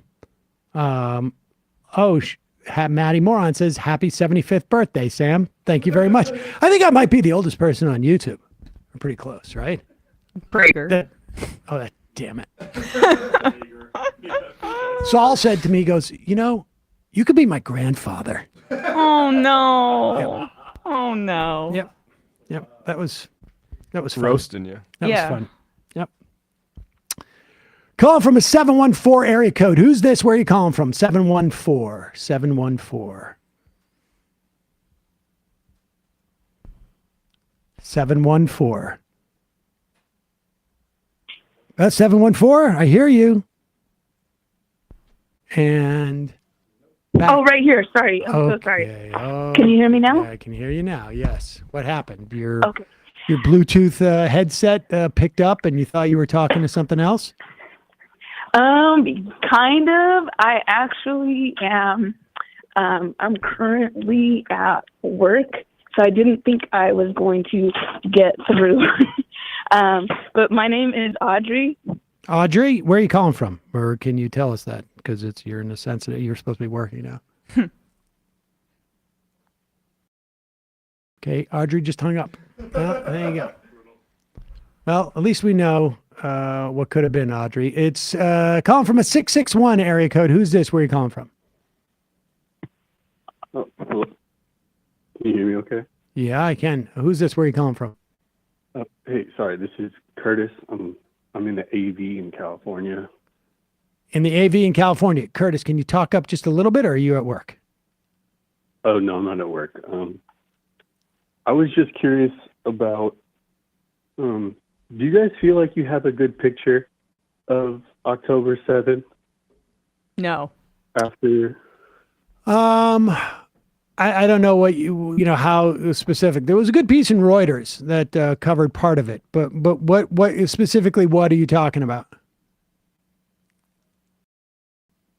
I guess I'm just worried about, I guess I still have, I would like a clearer picture on what the IDF did just in, I don't know, I'm just worried I'm not getting the full picture. Well, I mean, I don't know. Do you think you're getting the full picture out of what's happening in Gaza too? I mean, we extrapolate. I mean, my understanding, according to this Reuters piece, is that there were 2 bases down there that were understaffed, essentially, that were hit by Hamas fighters. And so they were pinned down and unable to go to the kibbutzes and the communities that were there. The reporting I've read is that Hamas did not know that concert was going on, and they more or less stumbled upon that. The real question is why it took so long for them to mobilize, and why there were, we've been hearing for years about the sort of technical know-how of this fence, right? Like U.S. lawmakers have been coming back on, like, Israel's doing it, we got to do it on the border. And yet there was something like, I don't know, like literally dozens of breaches of that fence. And so, I mean, look, I think there are 2 dynamics that were going on with that. One is Israel, their appetite to oppress people, frankly, was bigger than their stomachs, in that they had sent a lot of people up to the West Bank to essentially help settlers steal property from Palestinians living in the West Bank. And they left not enough forces down in the southern border. They got lulled into a false sense of security by Hamas. According to the Reuters report, this plan has been in the works for almost a year. And Hamas has been, essentially lulling Israel into this sort of lax state. It's unclear, though, like, where was the technology? Like, what is this technology supposed to do? It's not like these fences were made out of, 12 inches of steel. They were just like fences. But it was all the sort of tech around there that was supposed to give advance warning. But what's the value of advance warning if you don't have a system that can act upon it? I mean, look, it's easy to develop conspiracy theories around this, but the easiest answer always is corruption and incompetence. And you've got a guy who is in office who is looking to stay out of jail. And there is no doubt in my mind that at the, whenever, because there is there's these questions I think exist in Israel. They're probably being sidelined for the moment. But they're going to want to find out, like, why this was able to happen when it was specifically designed not to happen. And I don't think, and so That's another reason to welcome a ceasefire, because these sorts of things should be looked into, and under war conditions you can't really look into how the IDF responded, or Netanyahu's intelligence prior to the thing. But yeah, I mean, Hamas for its part has said we achieved more success than we planned, and it led to so much not knowing what to do beyond that. And then you see a lot of the atrocious elements of what happened on October 7th. That's even Hamas is granting that the broad brushstrokes are kind. The picture's there. It's just did a helicopter fire on civilians at the camp, things like that we're seeing trickle out in Israeli press. It's I think that is for the history books. I don't know if we can have a good. Well, and part of the reason why, I assume you don't speak Hebrew. No. I mean, honestly, part of translate on Google. Oh, well, okay. I mean, but I think honestly, if you spoke Hebrew and you were watching the Israeli press has gone much further in asking these questions than the U.S. press, without a doubt. It's not even remotely close. The Electric Intifada has covered this, and Haaretz too. So yeah, I've been tracking that as best as I can. I know it. I appreciate the call. All right, thanks. Black disabled Santa. If it makes you feel any better, Sam, for you to have a child that is old enough to have a kid your son's age, you both would have had to have become parents when you were really young and probably not ready for children. My mom had me at 30, and I'm glad she got to party before she had me to worry about. Christopher in Hawaii, been a member for approximately 5 years and listening for over 7. It's nice to hear you celebrate your birthday a little. A lot of times it falls over Thanksgiving break. UAW members are giving talks at the school I teach at today. Great way to help kids understand unified actions. Left is best. 805 fly. That's great. Tommy from Cubia. George Washington's first military expedition in 1754 was meant to secure the Ohio Valley from the French for the British settlement. A world war later, it was mission accomplished. And not just, for the British settlement, this was the way that you would do real estate speculation back in the day. Yeah, it's free real estate. We did a good interview on that on the Northwest Territories. That's what it was called at that time. Yeah, William Hoagland, with the Black Snake. To be fair to Kevin McCarthy, 1754, no America.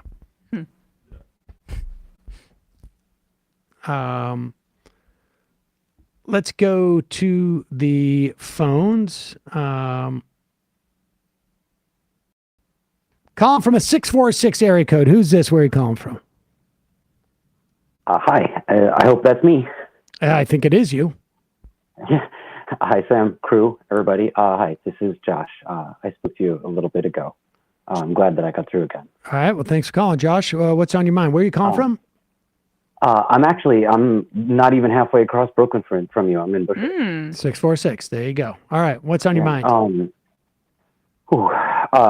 First, I just wanted to thank everybody again for their time last time we spoke, and I watched the comments, and I'm so glad that my call made it up onto YouTube, and the comments are so supportive and incredible. The community is it restores a lot of faith. Will you remind me what your last call was about, Josh? I spoke about how Zionism has hijacked Judaism. Okay. All right.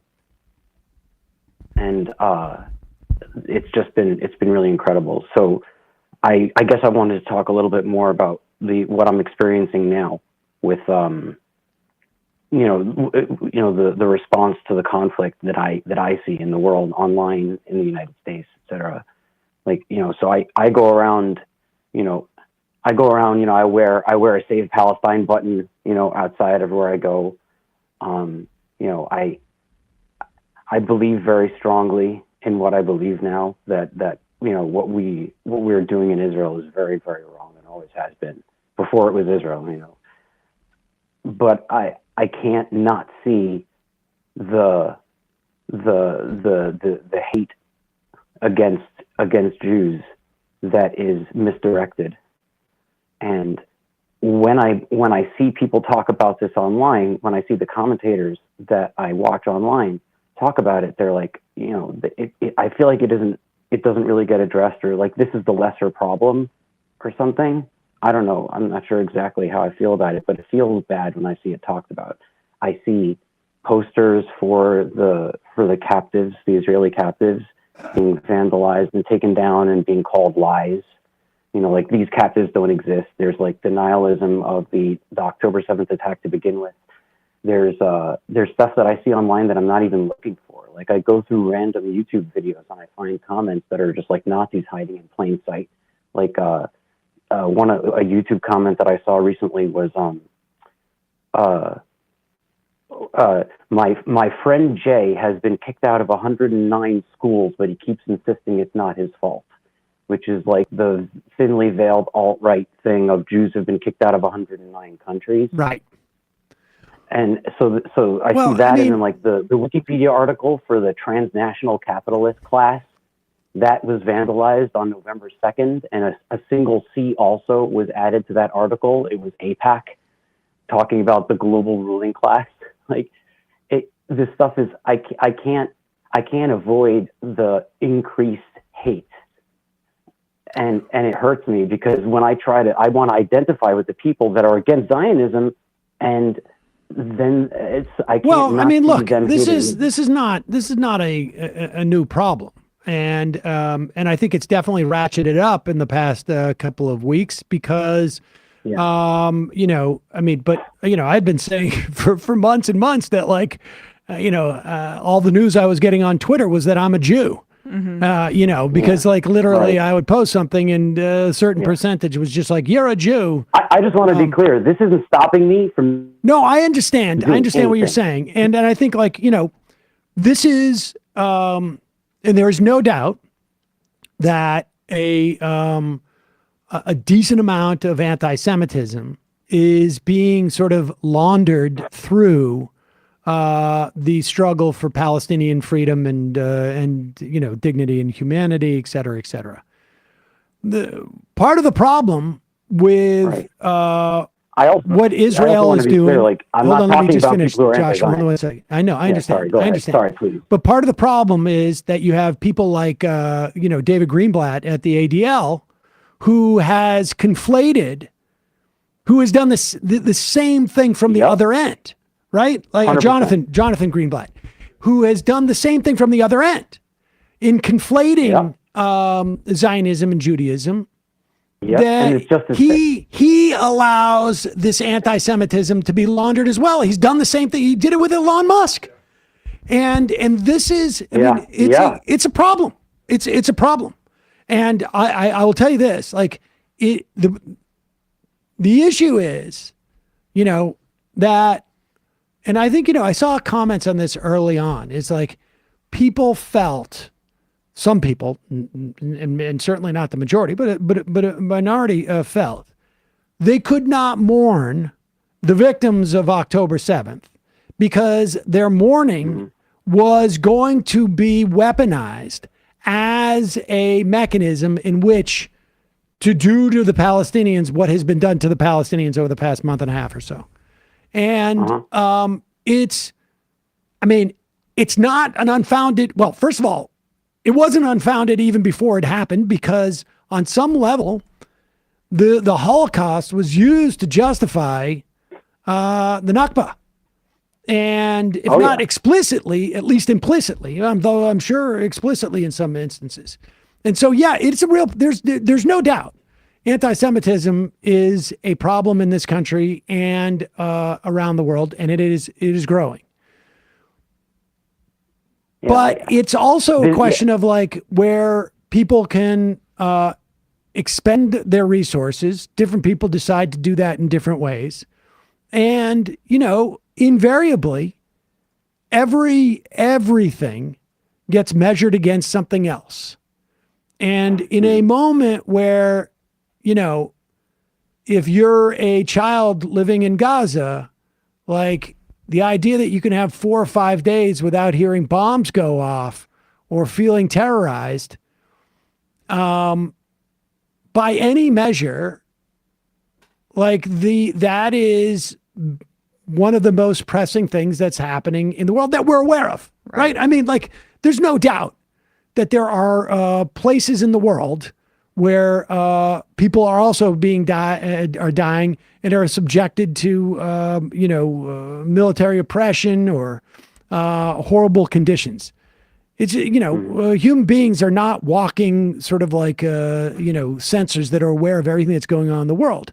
We're all a product on some level of our media and what we have access to, et cetera, et cetera.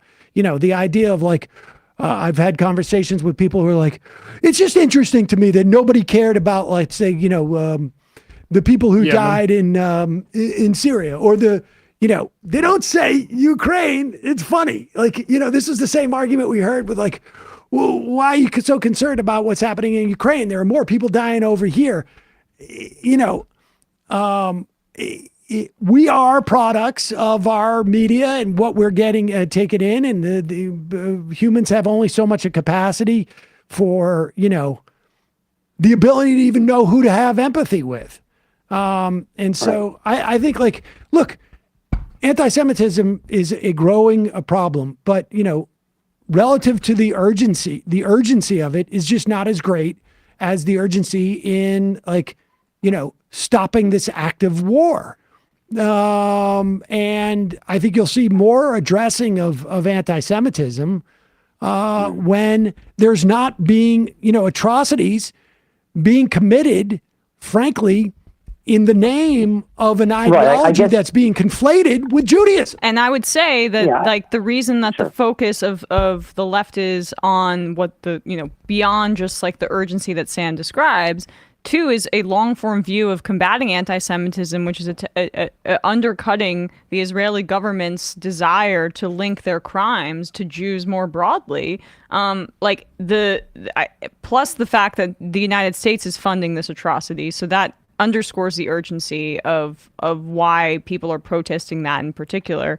I hear your concerns and your anxiety about it. That's incredibly valid. We talked about this with Naomi Klein yesterday as well. But there's only a finite number of things you can focus on. And when a child, before this bombing temporarily paused, was dying every 10 minutes, I think you can understand the urgency of that commentary. Yeah, I guess I just want to finish the original point that I was making, which is that it hurts to see this stuff, but and this is kind of the end of the sentence, this can't change what we do, right? And I was sharing this message. I called in so that I can share the fact that I am going out there and I am seeing the things that hurt me, and maybe other people are too, but none of us, not I or anyone else, can let that stop us and let that take our eyes off the prize, right? Which is, safety and peace for everyone. And the first victims that we have to worry about are the ones that are getting bombed. And no matter how much it hurts to see that anti-Semitism out there, we can't ever let that stop us. Yep. Appreciate the call, Josh. And on the plus side, at least there's like developed organizations now that you can join in with. You hear Finkelstein talk about how lonely it used to be versus how it compares now, and without a doubt, it's different. NM Pharmacist, if SCOTUS were to rule that taxes on unrealized wealth were unconstitutional, would that make local taxes on real estate holdings unconstitutional as well? I think the provision that they're relying on for that has to do with the states may be the only ones allowed to do that.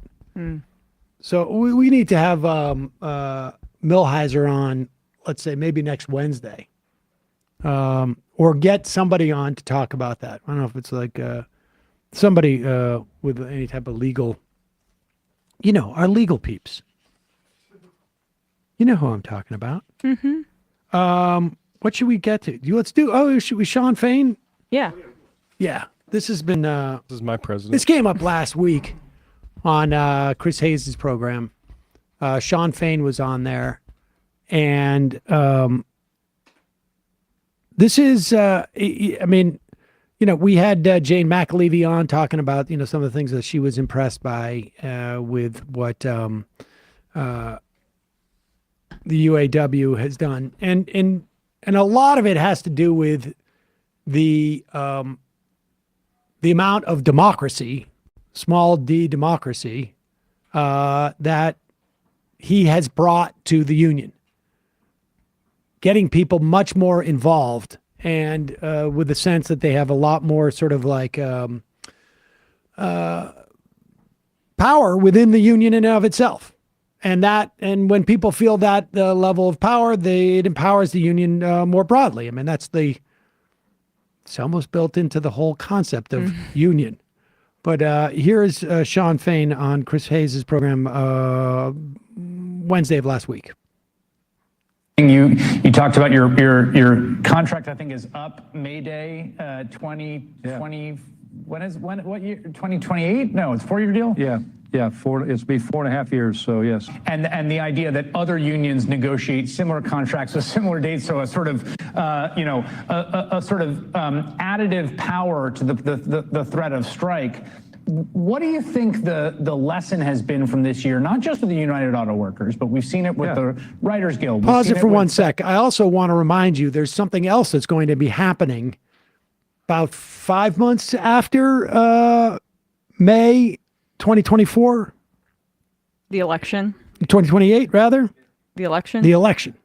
So there's a lot. I mean, that is a very, very loaded time. The most political attention, like that's when it starts to ramp up, is that exact period. Which is exactly why it's. And I would also say probably 30 days, 45 days before the conventions.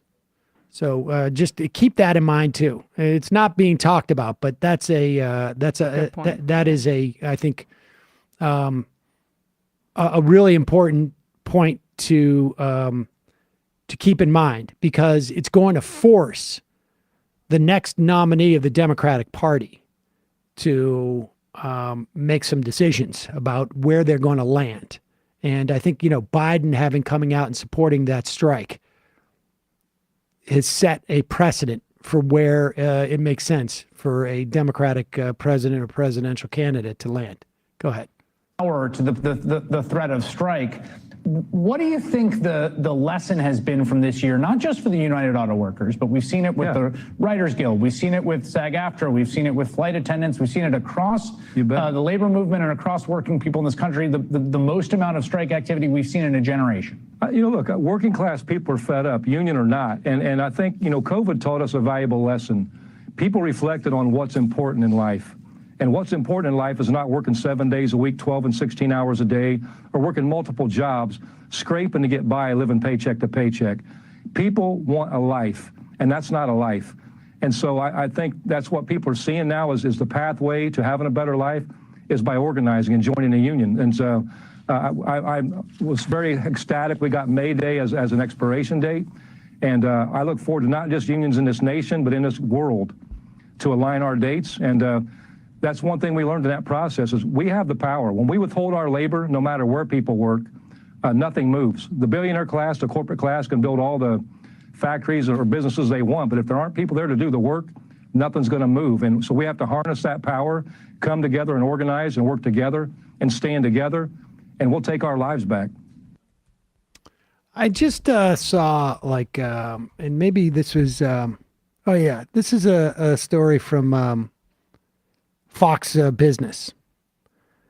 And Bill Gates saying that AI could lead to a 3-day work week. And aside from that being... Oh, your speaker's still on. Sorry about that. I just sent that headline. If you compare, and what he says in justifying the sky when we die too. Well, I mean, put aside the fallacy of that. I mean, I've talked about that like a futurist article I found in my steamer trunk, 30 years ago from when he was talking to like a Rotary Club in Florida in 1950, saying, by the end of the century, we're going to have to worry about what we're going to do with all the extra time we have because we're going to be doing a 4-day work week. But Bill Gates saying that AI could lead to a 3-day work week, he says, the whole point of life is not just a job. Compare Bill Gates's perspective on that with Sean Fain's. Yep. Because they both have the same idea. It shouldn't just be about work all the time. And Gates's perspective on this is we're going to create, is using that idea as a to create hyper efficiency. And every time we have increased productivity, who benefits from that increase in productivity in our system? It is the capitalists. Yeah. That's when we talk about what the minimum wage should be relative, not to inflation, but to productivity. It should be 3-4 times what it is now. So as productivity increases, as each worker putting in the time makes more, essentially, profit, who gets to share in that profit? Workers, not as much. So Sean Fain and Bill Gates both have the same perspective that life shouldn't be just about being on a treadmill. But Gates is using that as a way to drive productivity, which is ultimately going to benefit the capitalists. And we have never seen, rarely, that increase in productivity, that increase in efficiency actually go to benefit the worker. Fain starting from the point that Bill Gates pretends is relevant, which is your whole life shouldn't be about work. It's very easy for him to say when he doesn't have to worry about any basic necessities. And wage workers would be the ones that bear the brunt of this, not like, if they're working on an hourly wage and it's a 3-day work week, you think that no, but it will never be a 3-day work week. I know, but even in theory, all of these technological advances, yeah, always go towards not cutting down the amount of work that people have to do, but increasing their productivity in the same, if not more work that they're doing. And the people who benefit from that added productivity ends up being the capitalists. And so Bill Gates deploys life shouldn't just be about work as a way of basically saying, we're going to add these technologies that are going to supposedly make it less about work, but there's no move. There's not going to be a 3-day work week. We can historicize There's not going to be a 4. Like, how did we get the 5-day work week? It wasn't because capitalists were like, oh, damn, look at all this new mechanical machinery technology. We can let you guys take 2 days off. It was workers forced them to by organizing. Exactly. Yes. Exactly. And so it really doesn't matter. The technological advances don't matter. At the end of the day, if you really believe that life is more than just work, there's only one way that is going to be realized, and that is by the people doing the work saying, this is as much as we're going to do. And the way that we're going to do this much work is that you're going to pay us so that we can afford to not have to work for X number of days. Not because of AI or any technology. That is fool's gold. The facts, the emails, like I lived through this. People aren't working less. They work more. Right. Well, like even, Bill Gates, Microsoft is toying with the idea of making Windows a subscription service because they just want to skim off of like actually the work that you do, sending emails and putting stuff in your calendars. They want a slice of that. Like, the idea that they actually care about any sort of thing but getting more money is ridiculous. Microsoft is invested in AI. Like ChatGPT Bing is all over ChatGPT. That's what this is about. This is promotion. They're the biggest investor in that OpenAI company that is supposedly like the board is run by as a non-profit, but in reality, it's people like this. They're calling the shots. Yeah. And that philosophy was being piped to Earth. There you go. It's just interesting to see, both Fain and Bill Gates in the same week, more or less make the same sort of like premise, but one is in service of actually getting to that premise, and the other is in service of actually just putting more money in the pockets of people like Bill Gates. Yeah.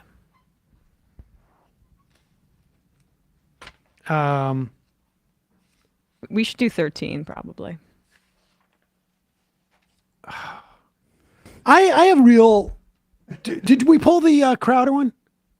Oh yeah. Okay, I'd much rather play the original. All right, why don't you look for that? Well, we do this. We'll take some phone calls. I have some hesitation about even playing any of it, but we'll play some of it. All right. Calling from a 720 area code. Who's this? Where are you calling from? No way. Is this me? I think so. All right. My name's Tony. I am calling from Maine. And, yeah, just want to start by saying, one, listen to your show every day. Love you guys. You guys have a great way of taking complex topics and making them very palatable for someone like me. But that being said, I got some beef with you guys. All right. You keep lumping Tim Pool. I love when you guys crap all over him. Hate that guy. But you keep lumping him in with us skateboarders. And I just want to make it clear, Tim Pool is not a skateboarder. He's not part of our community, let alone a representative of it. Okay, you got to tell that to Tim, though. He's the one with the really cool skate park that I didn't get to go see. Oh, God, I don't want to talk to that guy. And from a skateboarding perspective, his park is lame. It's not a good park at all. Well, wait a second. Wait a second. Now, I don't want there to be some type of libel action, unsubstantiated claims going on here. Can you walk us through why Tim Pool's skate park is so lame? It's what we call cookie cutter. It's very basic, very boring, no creativity whatsoever, just back and forth. And that's because, for the main reason that he's not a skateboarder, he's what we call a rocket power kid. He does everything. He scooters, he rollerblades, he does it all. He's such a cool guy. Yeah. And he's not. He's just a kook. So if I understand what you're saying, Tony, I just want to be explicit on this because I am not part of this community. You're saying that he's really more of a dilettante poser than an actual skateboarder. Is that correct? That's a perfect way to put it. Yep, he is a poser, a kook, any of that. Okay, but and then I just want to let you guys know too, especially since he's not representative of our community. There is a huge movement in skateboarding for inclusion. There's a huge movement to give trans skaters, non-binary skaters, queer skaters, skaters of color coverage and stuff. So I just want to let you guys know that when you disparage skateboarders and lump them in with Tim Pool, it's not representative of how a lot of us feel. There's a lot of us that are... We'd never do that, though, but I just have to ask, you say he's a Rocket Power kid. Which Rocket Power character do you think most exemplifies Tim Pool? I guess we got to say Squid, because he's a geek who's just longing to fit in, and it's a little sad to watch, I thought you honestly. might say Squid. Yeah. Let me ask you this: Have you ever seen any of the tricks that he does? I mean, are the tricks good or bad based upon your experience?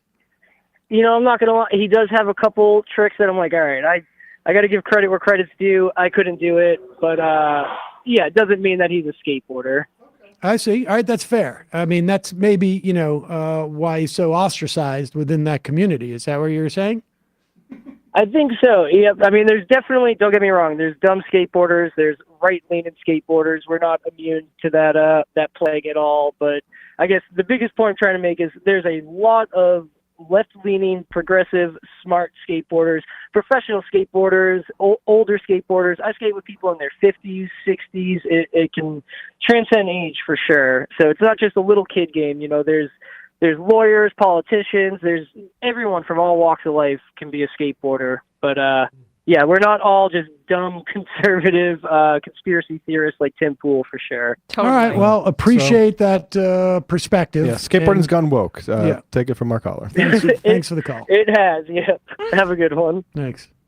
All right, I mean, that's, I don't know. I'm not going to make a complete assessment based upon that. That's just one data point, hearing from someone, and that's part of like real journalism. I would want to respond to it if I was Tim, though. I mean, maybe he has a refutation of that. I don't know. We'll see. It'd be like the Cernovich week, but for Tim, like a week. Oh yeah. Hear what they was said give us a tour of the skate park and then show off some tricks. Oh, you had your chance. You had your chance. You turned it down. But you didn't want to hang with the boys. Didn't want to hang with the boys. Still don't get that. She was offered a tour. Yep. Sushi and poker with the boys. It's all right there, Emma. Sorry, it's on tape. Sushi and poker with the boys. Oh, I had my chance. How could you turn down poker with the boys? Oh, God. Calling from a 571 area code. Who's this? Where are you calling from? This is MCK. How's it going, Sam and crew? Good. How you doing? Where are you from? I'm calling out of Vienna, Virginia today. Okay, and what's on your mind? Honestly, I hate to derail the conversation back to what's occupied our minds for the past month and a half, Israel-Palestine. But I'm just going to ask a couple questions, and I can take my answers offline. But as a former skater, just want to echo the former caller's points there. All right, I just will note that as a former skater. I mean, we're just taking skateboarders, listening to the community. But all right, go ahead.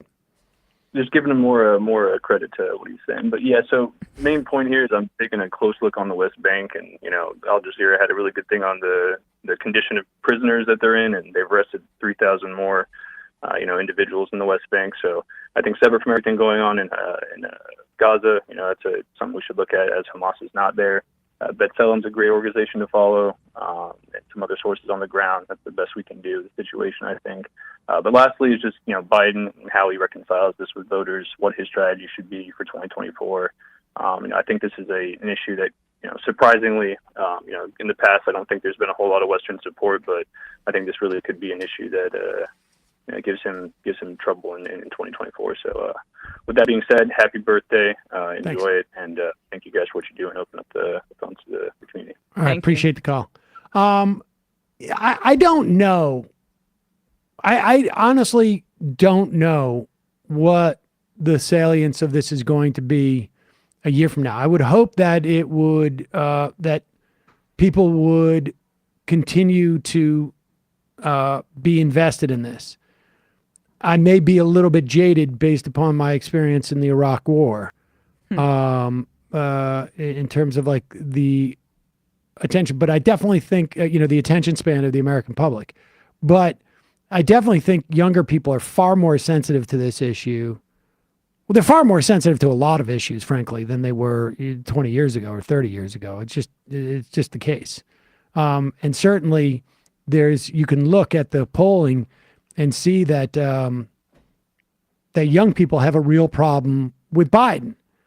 I mean, let's look at this stuff. There was a story today in the Times. The Times.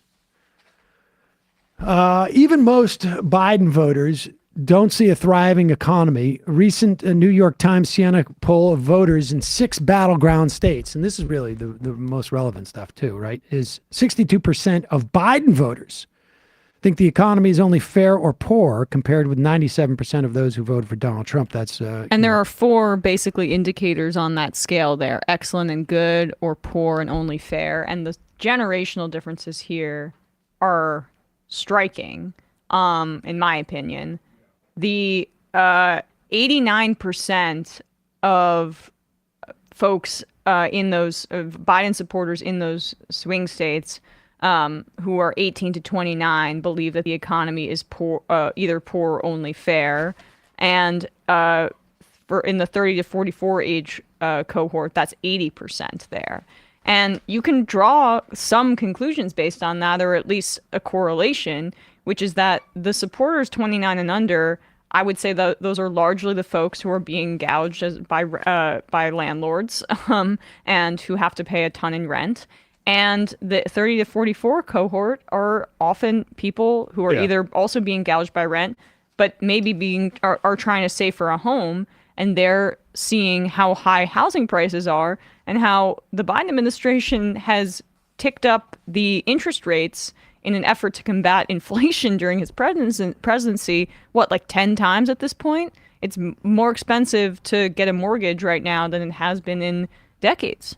Well, I mean, to be clear, the Fed is theoretically independent, so it's not necessarily the Biden administration has done but that is that is what's happened. Interest rate has gone essentially on a mortgage, anyways, from high 2s, mid 3s to mid 6s to mid 7s, and the difference on that in terms of your buying power. 2 things happen. One is that to afford, even if prices of houses stay the same, same house cost $250,000 or $300,000 as it did 3 years ago. The cost of carrying, let's say let's say it's a $300,000 house and you've got to put down 10%. The cost of carrying that $270,000 mortgage, where at an interest rate of, let's say, 3%, is somewhere around, just back of the envelope, $1,100, is now going to cost you $2,200 a month. Maybe $2,400 a month. And what that does is, it prevents people from buying their first homes, and it increases the pressure on the rental markets, raises the rents there, and B, it also keeps people locked in and have no choice but to stay where they are.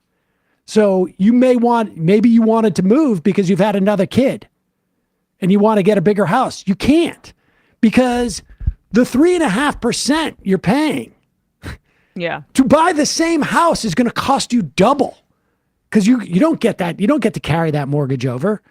So if I'm in a $300,000 house and I'm paying $1,100 a month in mortgage, I'm not going to go get a $500,000 house, because the mortgage is going to triple. And that explains those generational differences there, where it's not like, if this was just due to inflation and prices still remaining high, that would, in theory, I would say, at least decrease some of these stark differences, because of course, the more money, the older you have, and you're supposed to have more savings, etc.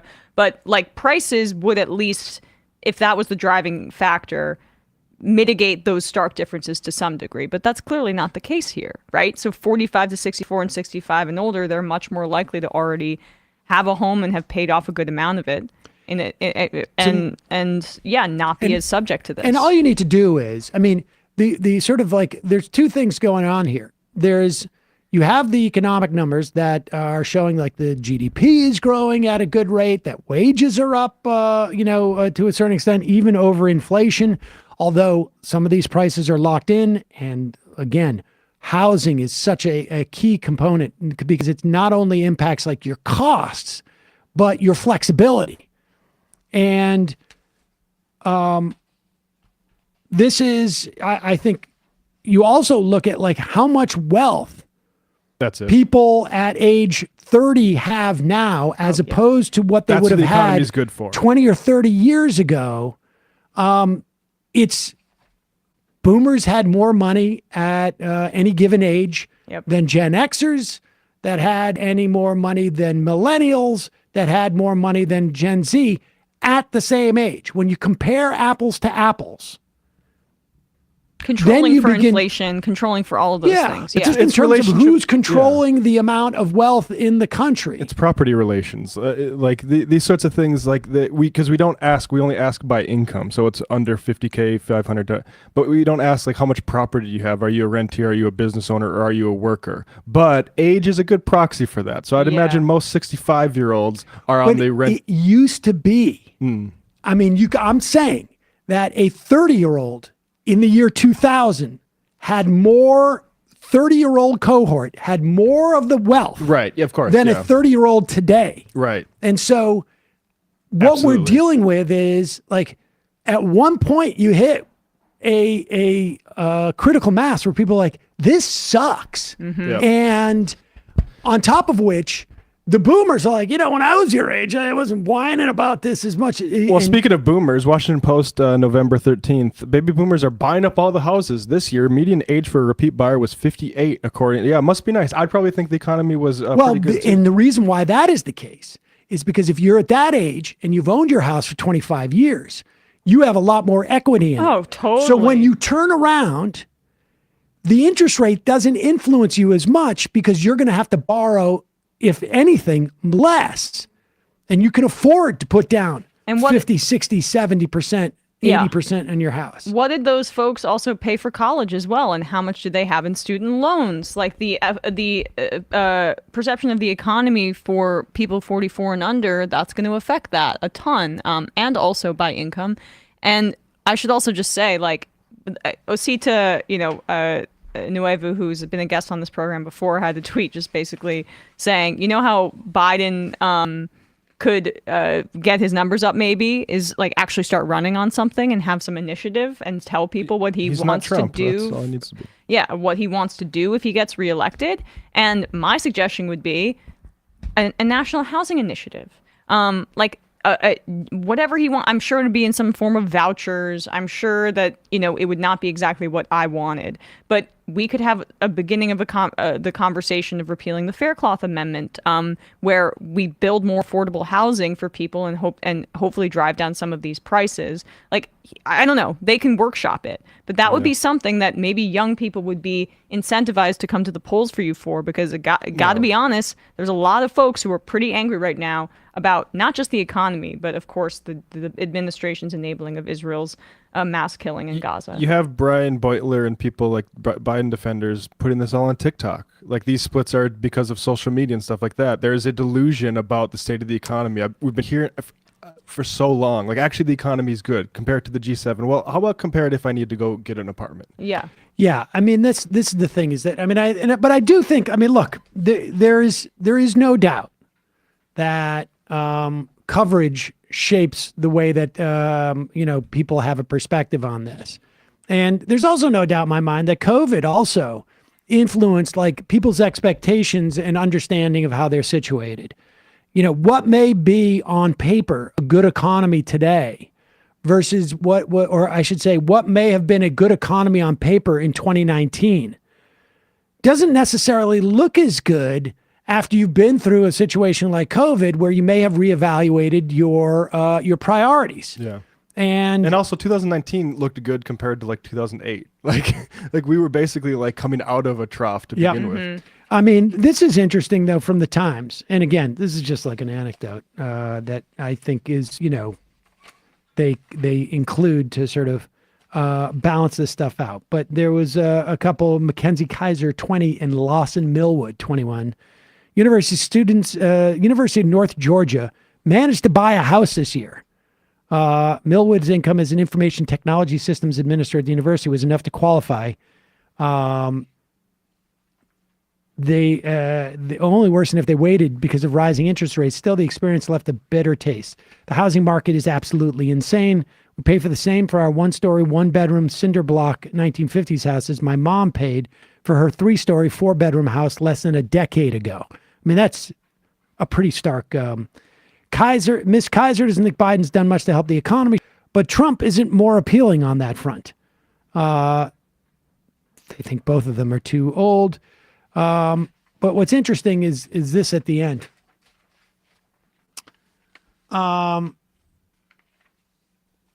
Mr. Millwood, Mrs. Kaiser's partner, said that he was concerned that society had grown more unequal in recent years, but didn't see Biden doing much about it. From what I see, it really doesn't look like the working class is benefiting from things recently, said Mr. Millwood, who supports a higher federal minimum wage and is impatient with the bickering and finger-pointing he hears about it in Washington. After the phone conversation ended, I guess apparently this is how they interviewed him, Mr. Millwood texted to say that upon reflection, he would also like to see Biden push to lower taxes for low-income families and make it more difficult for the wealthiest to dodge them. After being sent news articles about Biden's support for the extension of the now expired child tax credit and the appropriation of $80 billion for the Internal Revenue Service, in part to pursue tax evaders, he seemed surprised. That is absolutely what I had in mind, Mr. Millwood texted. It's been so noisy in the media lately, I haven't seen much that is covering things like that, adding, Biden doesn't seem so bad after all, haha. I mean, so there's a lot of different things at play here.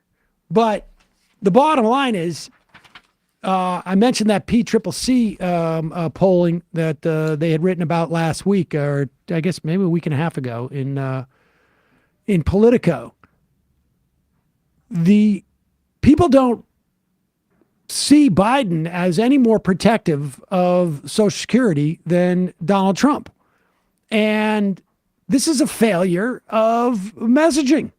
I mean, it's simply the case. And again, Grover Norquist said it best about Donald Trump. We just need a body with someone who can sign stuff. And Donald Trump could say now he's not going to cut Social Security and Medicare, but there was a plan to cut Medicare that was on the table. You can be assured when he is talking about going after the ACA, you know what they're talking about. They're talking about Medicaid. They want to roll back Medicaid.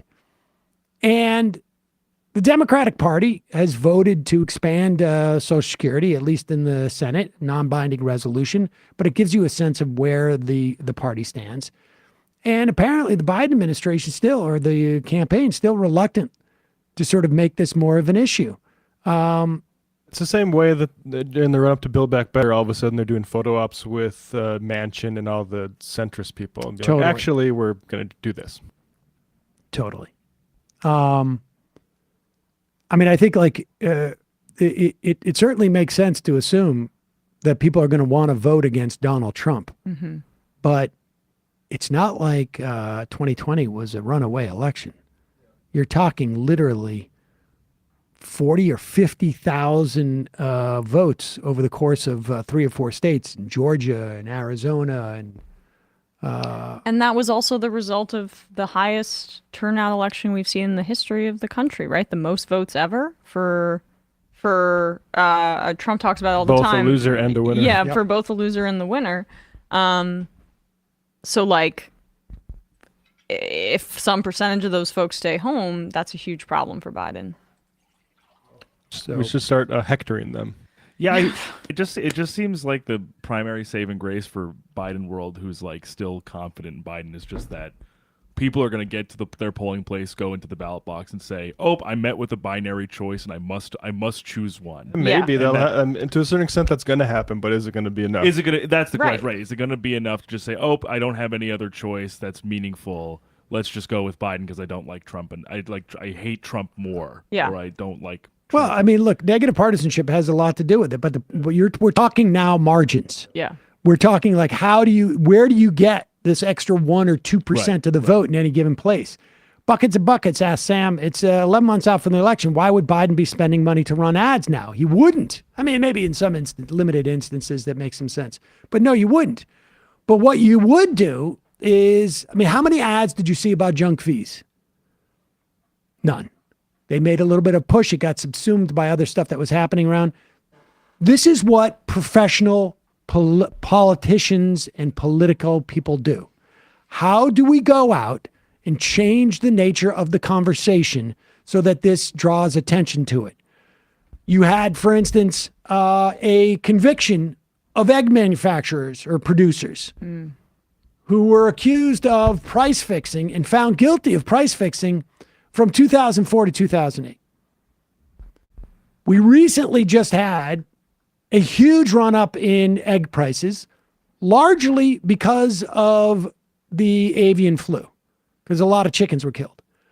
But an aggressive political party would start having hearings in the House that they control, in the Senate, on egg prices so that you could communicate this notion of maybe there was some price gouging that was going on in terms of inflation, and we're doing something about it. We're starting to engage in antitrust. Maybe an aggressive political party, encouraged by the president, even if it wasn't necessarily publicly, would say to Dick Durbin, hey, you know that idea you had 6 weeks ago about subpoenaing Harlan Crow, who paid for the house of a mother of a Supreme Court justice and paid for the schooling, the private schooling of a Supreme Court justice, same Supreme Court justice's kid or adopted son or, foster child, and paid for trips? Maybe this is a good way to point to the corruption of the Supreme Court, because there was a very big thing that happened under the Supreme Court that implicates Democratic voters. As Hunter Biden volunteers to testify in the hearings in the House, like the Democrats in the Senate should be thinking, how are we, they think they're above it, but how can we actually. They're afraid. Well, they're afraid. I mean, just even the Biden administration, and their messaging on Build Back Better, right? Or what ended up being the Inflation Reduction Act. there's been multiple articles about how people are just completely unaware of what was even in that piece of legislation, and they're unaware of those tax credits for electric vehicles. They're unaware of all of these provisions, and that's a failure of what the White House has felt they're too, above and too involved in the minutia of civil service and not engaging in politics to engage in. I don't know if it's they feel they're too above or they're afraid or whatever it is, but whatever it is, there's a failure of actually aggressively doing something. And they think that they can just wait and let Donald Trump hang himself. And, it may work, Got him but it may not. I mean, yesterday Biden had a whole press conference about discouraging price gouging. Yeah. And touting the supply chain kind of returning to form. And it was like a press conference that had sort of mealy-mouthed language about what the purpose of it was, and the big log line from it was basically Biden saying, "Hey, corporations, no more of that. No more price gouging now that inflation is lowering." I mean, you have to, if you can't actually have teeth assigned to some of these things that you're saying, you have to at least pretend like there is some teeth to it. Yeah. Or at least have the mobilization or mechanization that you have in the Senate, as you said, Sam, to even make some sort of hay out of that. I think it's just because when the Republicans do the reverse, or they go after whatever big tech or corporations, there's an understanding that it's all theatrical. But if you were actually the target from the Democratic side, the price gouging, that's a little bit meatier for their donors too. Zane IMs, what is the plan for the Never Biden folks? I get he's not the ideal candidate, but I don't see anyone putting in the work to attempt to replace him or get a new grassroots movement going. Didn't we just play this dumbass game of chicken in 2016? I mean, look, there's one person who is going to decide whether Joe Biden is going to be the nominee at this point. It's Joe Biden.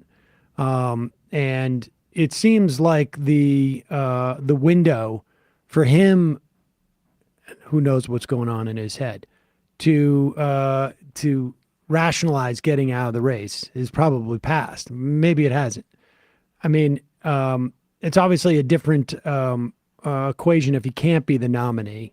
But yeah, I agree with you. There is no one. I mean, no one is stepping up in the Democratic Party to challenge him except for Dean Phillips and Marianne Williamson, because they all feel like they're viable in 2028. Regardless of what happens this time around. And they're all very ambitious politicians. Obviously, it'd be a different situation,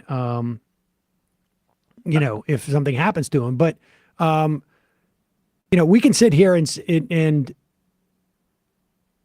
think that by saying we think Biden's too old, that somehow this is going to be butterfly wings and it's going to convince Joe Biden that he's too old.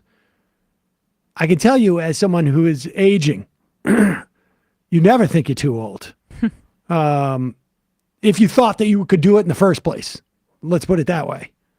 And so I don't think that's going to influence. All you're doing is you're creating this, you're just adding to this, this bubble. I mean, if I don't see a lot of never Biden. I think people are like, hey, can you stop Israel from doing an ethnic cleansing, please? Because I voted for you last time. I mean, there were people who were saying this, beforehand in terms of he's too old, he's not going to win, and I'm going to run to make that point. Right, that was silly.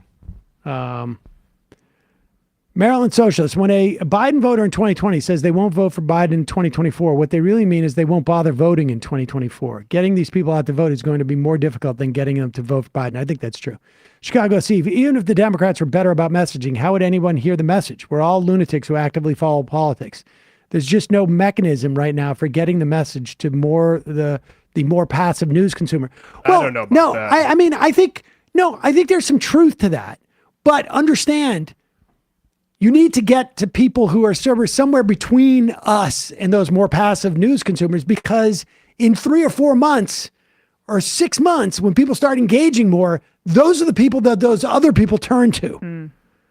So it's not necessarily you're going to be able to tomorrow flick a switch. It's like you're building a foundation.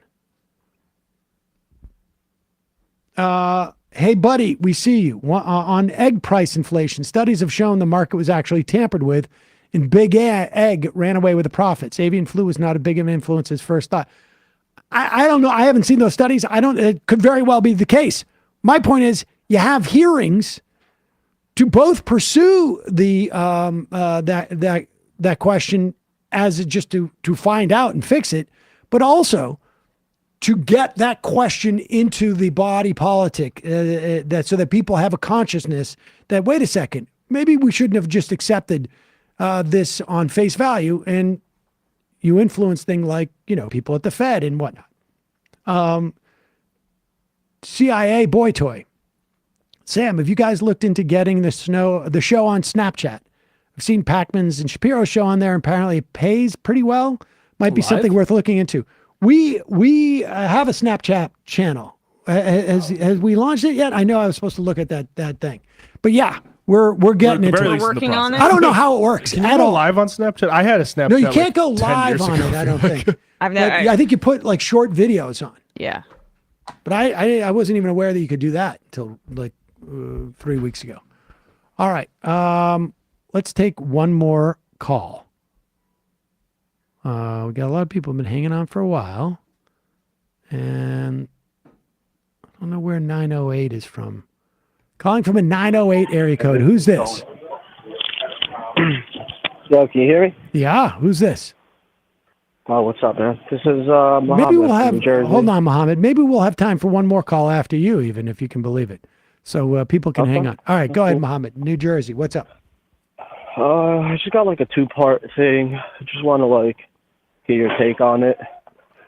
The first part is just on just terrorism and who defines it, and how we label it.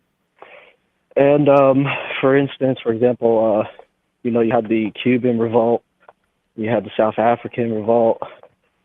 Oh, dude! I think earlier. Can I put you on pause for a second? Yes, sure. Go ahead. All right, I'm sorry. I'm going to put you on pause for 1 second. I just got an important message. What? We're going to be on conference call with maybe Prager. How much time do we got? Hello? Hello? Is this Ron Reagan? Yeah, we're on in a minute. We're on in about a on minute. the Salem Radio Network. Returns from break in 1 minute and 15 seconds. This is a great birthday gift. Thank you, Reagan. You want me to just go right into it? I told him that my son is in college and he's attended to tell us anti-Israel protests, and it's really upsetting. Okay. Yeah. Gotcha. And my name is Ron. Ron. I'll just let you be Ron. Okay. You want me to do it like last time? Yeah. Let's do it this way. The Dennis Prager I'm Show just going to mute my on microphone. the Salem Radio Network returns from break in 45 seconds. Happy birthday, you big idiot. Oh, thank you. It's a good birthday present.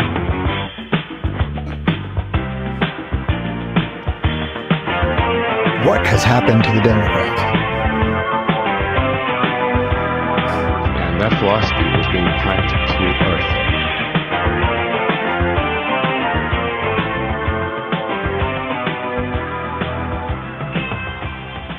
The Dennis Prager Show on the Salem Radio Network returns from break in 15 seconds.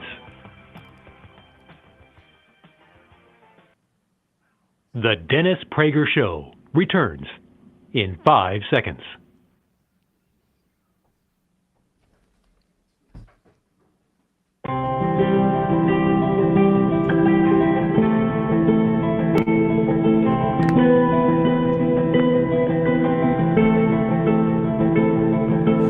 I was born this way. I've been living a life. The United States becoming a police state? Dinesh D'Souza's new movie, Police State, answers that question. It is his timeliest and most eye-opening film yet. Watch it today at salemnow.com. Has Sean been treating you well? Does that go on the air? I'm asking our screener if Sean has been treating her well. There you go. That was completely non-scripted. It shows you many things. Number one, how careful we are to treat everyone who works on the show with kindness and courtesy and respect. Number two, how little I trust Sean McConnell to do that.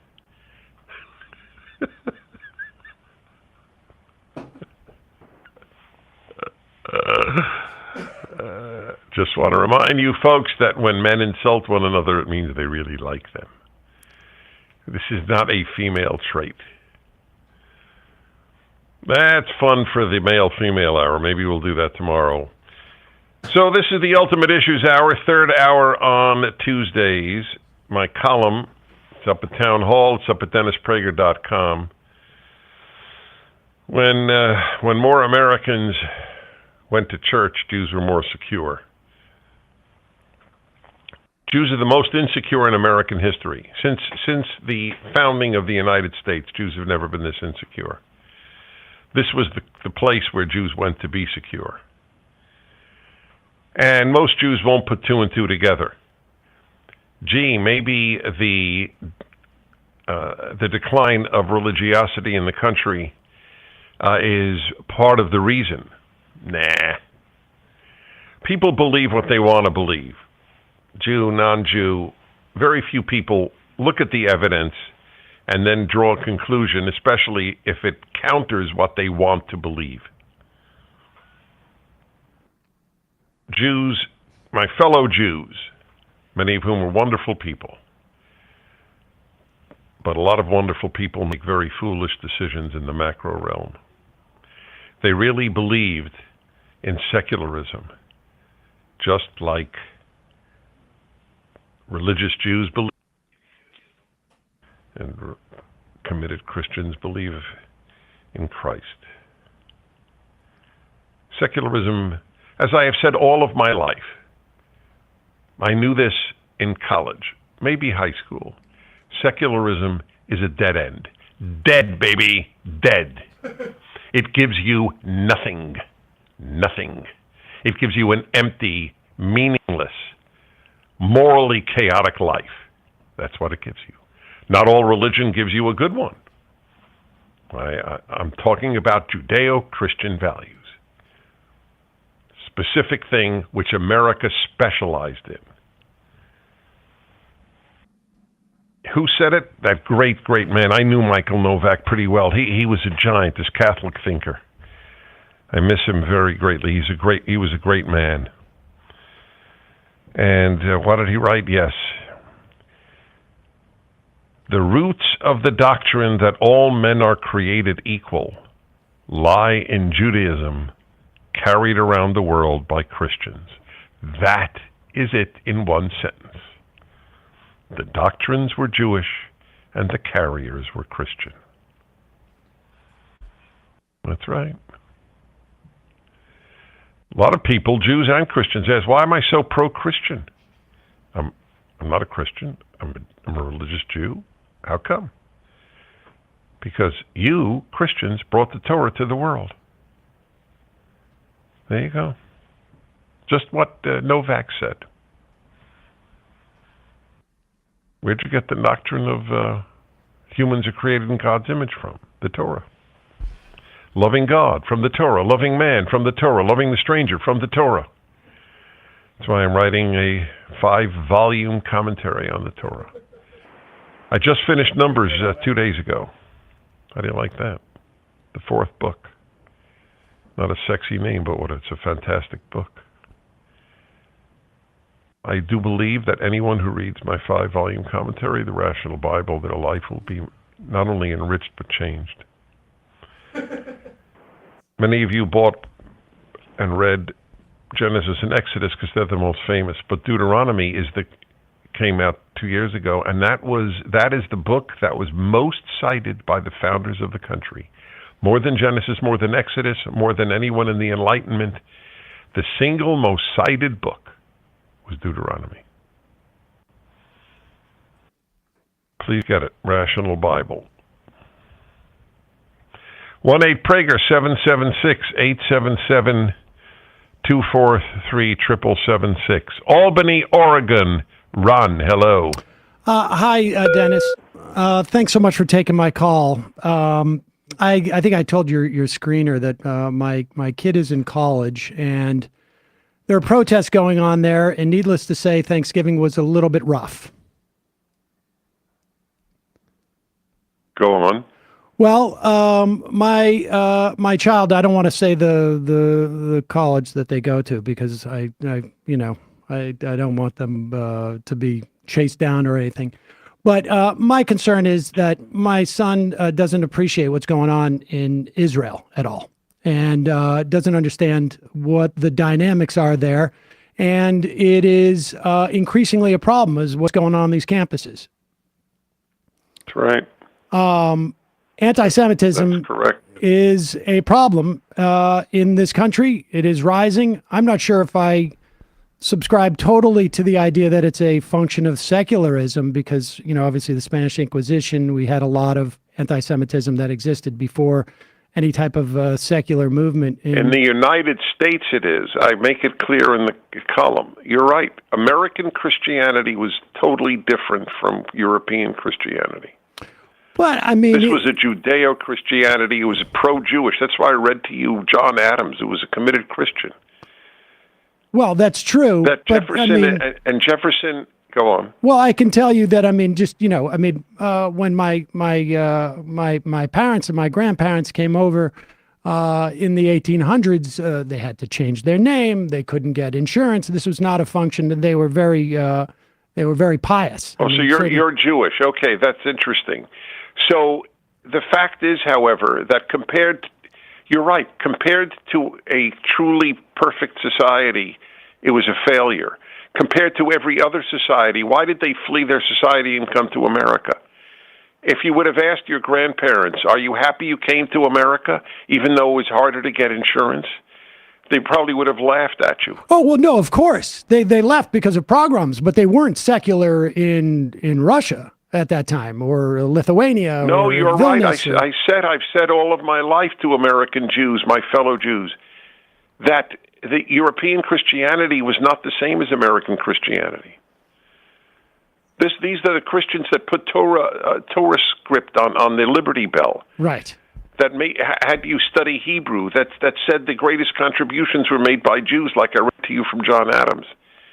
This was a different country. This was a different form of Christianity. Well, I agree. You have someone like John Hagee speaking at the rally for Israel. I think was frankly an abomination. I wasn't for John Hagee speaking there. He has a record. I was. Well, even Stay John on with me. McCain. I thought it was a great choice. I know him very well. Back in a moment. Okay.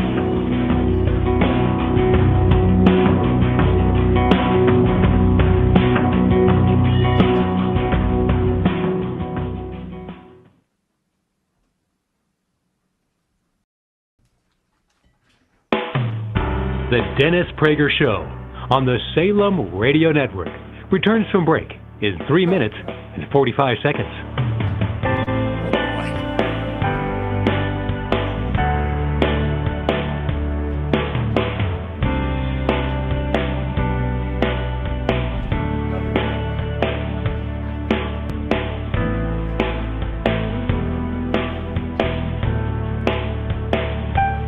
Folks, bear with us.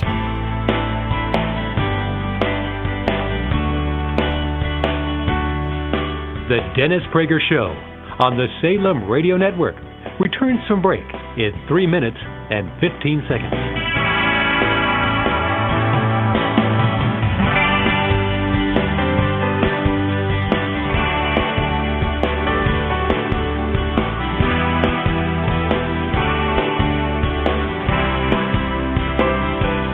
The Dennis Prager Show on the Salem Radio Network returns from break in 2 minutes and 45 seconds.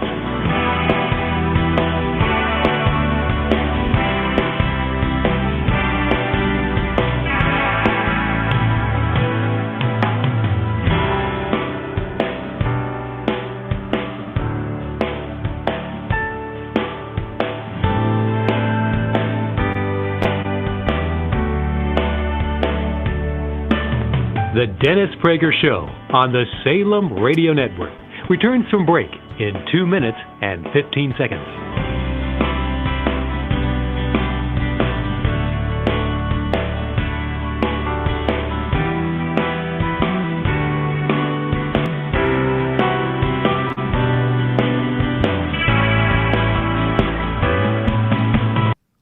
Okay, I've muted it. I think I'm good for now. I'm going to get back to that. Ronald Reagan, do not hang up. Folks, we got 2 minutes, so put me on the clock. Make sure that I get back on. Folks, we're obviously not going to be taking any other phone calls today. We're going to do this for a little bit longer. Apologies to everyone, but this is a fun opportunity. We will. I want to turn this to Israel, of course, but we had to lay a little bit of groundwork, I guess. I think it was very reasonable so far. I've been making sure we have all the Hagee anti-Semitism ready for all right. you. That's good right there. We don't need any more than that. That's good. All right. All right. Well, people debate as to whether he's come back. All right. We're going to get back on. All right. We'll see you goes.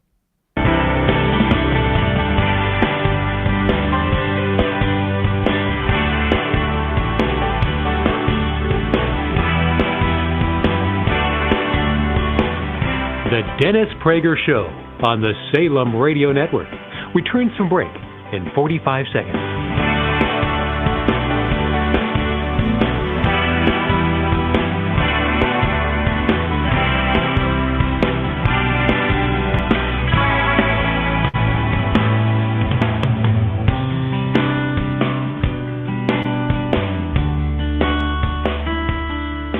The Dennis Prager Show on the Salem Radio Network returns from break in 15 seconds.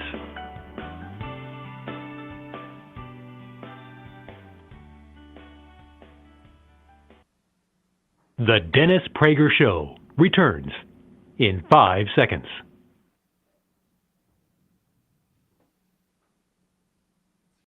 Fiery mountain beneath the moon, the words unspoken will be there soon. For home a song. Relief Factor has a new product, and it's called Sleep. And guess what it does? I'll give you a moment here to think about it. Sean is baffled. It's fascinating. Sean, I don't understand. It's sleep. Sleep. Hello, sleep. Folks, a lot of you have problems falling asleep or staying asleep. My heart goes out to you. It's not a problem I've ever had. I'm very lucky, and I know it.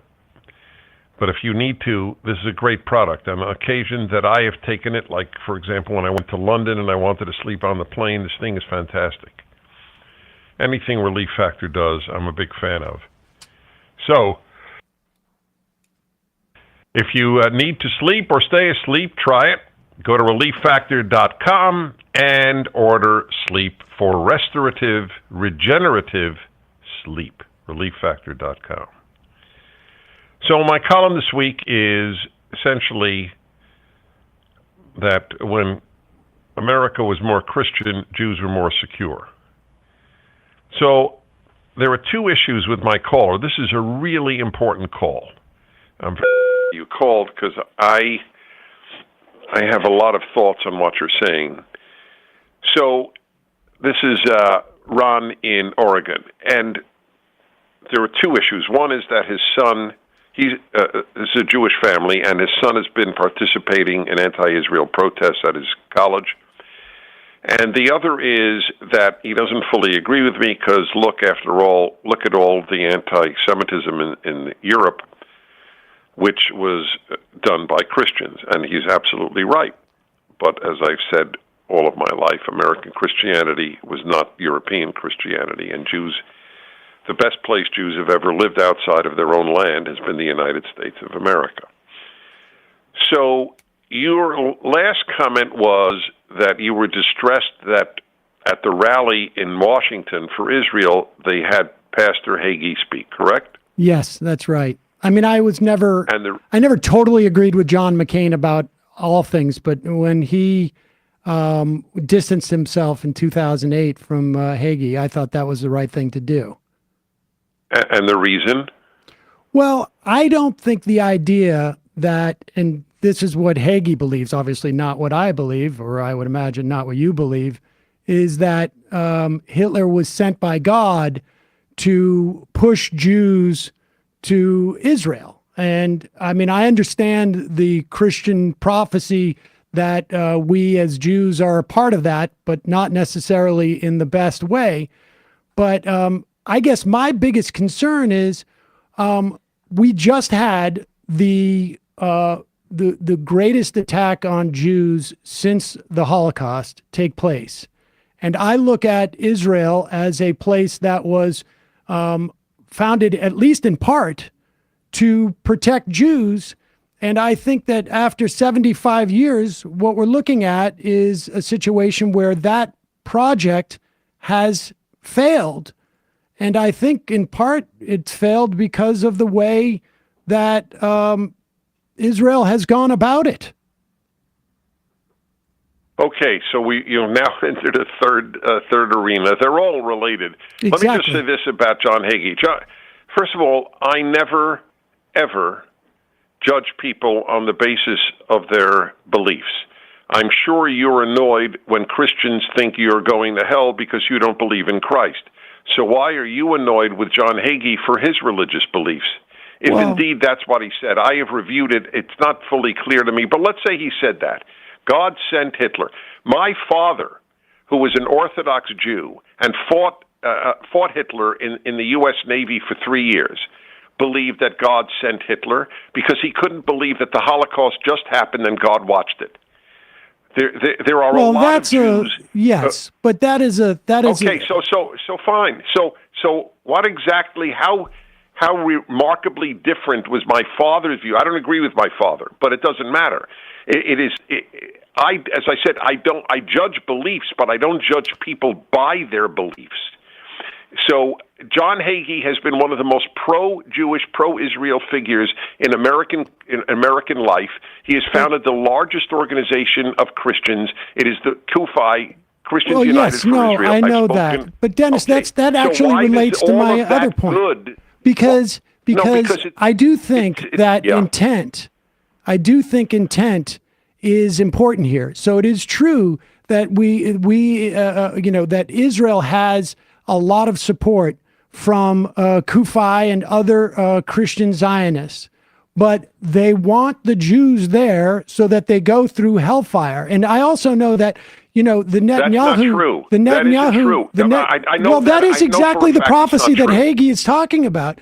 And, no. And I will also say this with Netanyahu. Okay. With Netanyahu. Okay. Also making common cause with yes, because he's making common cause because the greatest support in America for his country is coming from Christian Zionists. Well, but I think that's problematic in the end. Cause with them? Well, I'm trying to explain. Sorry? I'm trying to explain because I think what it breeds is a type of singular nationalism in Israel, which has left Jews unsafe. The road that could have been taken with Zionists. Okay. So we know that there was a strand of Zionist thought.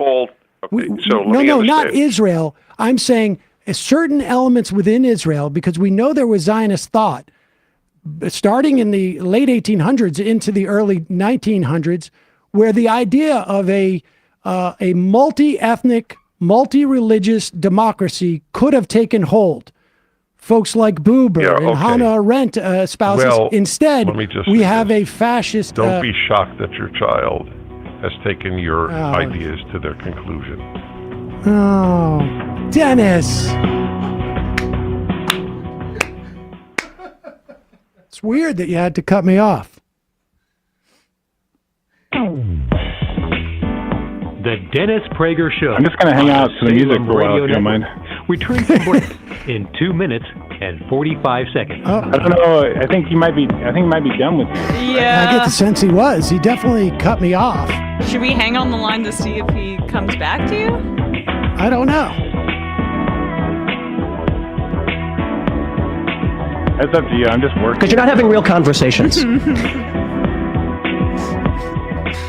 The Dennis Prager Show on the Salem Radio Network returns from break in 2 minutes and 15 seconds.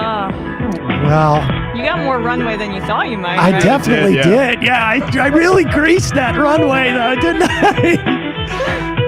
I? You did such a good job with Ronald Reagan. I really appreciate the birthday gift. being obtuse about the what your son. Oh, we're gonna Would stand it up. kill you guys to get some hold music like this? Is this bagpipes? That's what it means to be a mighty man of What do you valor. got to do to make that happen? On the Salem Radio Network. Returns from break in 1 minute and 45 seconds. All right, well, we're going to hang on for the 1 minute 45 seconds. Do you have clients in your office right now, Ronald Reagan? Yeah, but they don't speak English, so they don't really know what's going on. I told them I'm calling immigration to check on their case. The Dennis Prager Show on the Salem Radio Network returns from break in 1 minute and 15 seconds. Well, this guy's ripping this fiddle.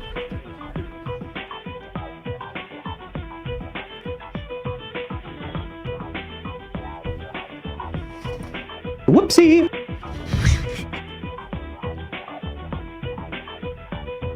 You know, The Dennis Prager you know, Show try to on the encourage Salem people Radio with posts Network. and Returns try from to, break in 45 seconds. you know, help them if I can.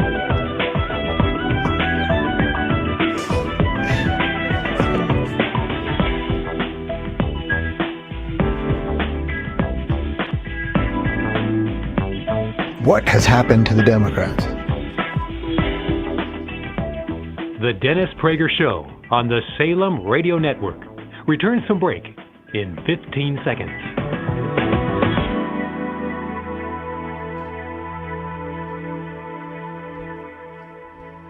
The Dennis Prager Show returns in 5 seconds.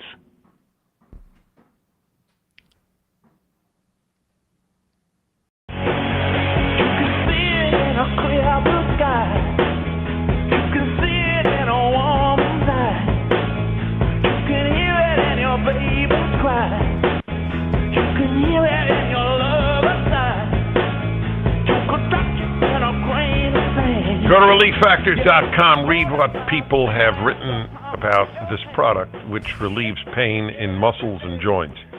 I know it, I endorse it, I use it. The Living Martyr uses it, my wife uses it. In fact, my wife used it before I ever heard of it. That's why I actually agreed to even promote it years ago, because she told me, oh, it's fantastic for her knee pain. It's so good, she sometimes forgets to take it, and then she doesn't take it and the knee pain comes back. Try it for 3 weeks. Doesn't work in 3 weeks. The makers say you should cancel your order because it probably won't work for you if it doesn't work in 3 weeks. Go to relieffactor.com, $19.95 for 3 weeks. That's it. You should definitely try it. relieffactor.com, 800-500-8384. Okay, so just a final word here. I rarely keep somebody on so long, but I thought that was valuable. So I just want to say, and this is, God knows, I thank you for your call and your openness. Thank you. But with your views with regard to Israel, it's not shocking that your son would have participated in anti-Israel demonstrations at college. Well, I know you wouldn't, and I fully appreciate that, but he didn't come from a home that made peace with Israel as a national Jewish project. Well, I think that's not. I don't think that's true. Actually, I mean, certainly much of my Hebrew school, and I at that point was more conservative than Orthodox. But much of my Hebrew schooling was oriented towards Israel. Many of my teachers were but were that's former irrelevant. It's Holocaust. your views. Well, look, you said. But all I'm saying is I'm looking at this as a practical flawed. matter, though, Dennis, because as a practical matter, if the part of the Zionist project was to provide a safe home for Jews, I mean, and surely you know this as well. We have Israelis now who are in bomb shelters 4 times a day, and that it has not worked. The peace and security for Jews as a single ethno-national state has not worked. So therefore, you believe Jews would be more secure if there weren't a Jewish state and it was just a Jewish and Muslim state. And Christian. I mean, I think Christian, but there are so few Christians there. Okay, well, yes, that's yes, of course, it's so academic. You believe Jews would be more secure with majority Arab rule? I think absolutely a multi-ethnic society could be set up. I mean, listen, this is the same thing that people said about South Africa. Look, I got to leave you at that because we've talked so long. Okay. Well, Dennis, I really appreciate your having this conversation with me. The listener decide. Thank you. But I think you need to be honest with yourself. If you believe that I am being honest with Zionist myself, project Dennis. is a failure, it is not that surprising that your son would have demonstrated against Israel on his campus. Well, I mean, I wouldn't characterize the demonstration St. Petersburg, Florida. Corey, hello. All right. Yes, hello, Dennis. Since October 7th, I've been to 4 or 5 Catholic churches for Sunday Mass. All right, hold on. And not one time has the priest mentioned in his homily. I guess, he left. All right. Reagan hung up. We got the held over 2 commercial breaks. I mean, I thought he was taking commercials. I got news for you, folks. That doesn't happen. You got to really know. Like I did too. I can't believe you got on that long. And you've spoken to him before, right? Like he supposedly knows your voice. Well, I mean, I don't. You got on for like He's a Oh, old, second at one time, and he hung up immediately. Yeah, it's pretty amazing. I mean, it was nice to be able to reach his audience, and Yeah. I don't think I went super hard, but to have that long of a time, I feel bad now because my son's not in college. Yeah. He's in elementary school. And your name is not Ron. And my name is not Ron. And no wonder. But Sam. Ron is one No of my wonder. nicknames. But, if Dennis wants to avoid this kind of deception, he can just come on the Majority Report and debate Sam long form without those kinds of obstacles. Wow. I'll tell you something. There was 12 minutes or 9 minutes, 10 minutes of ads in what was literally like 30 seconds. I thought he did to avoid and end the conversation, but he No. was actually just taking scheduled ad breaks. Yes. Yeah, that's amazing. Keep getting them checks, Dennis. All right. Let's read a couple IMs and get out of here. People complain about our ads. Yeah, really.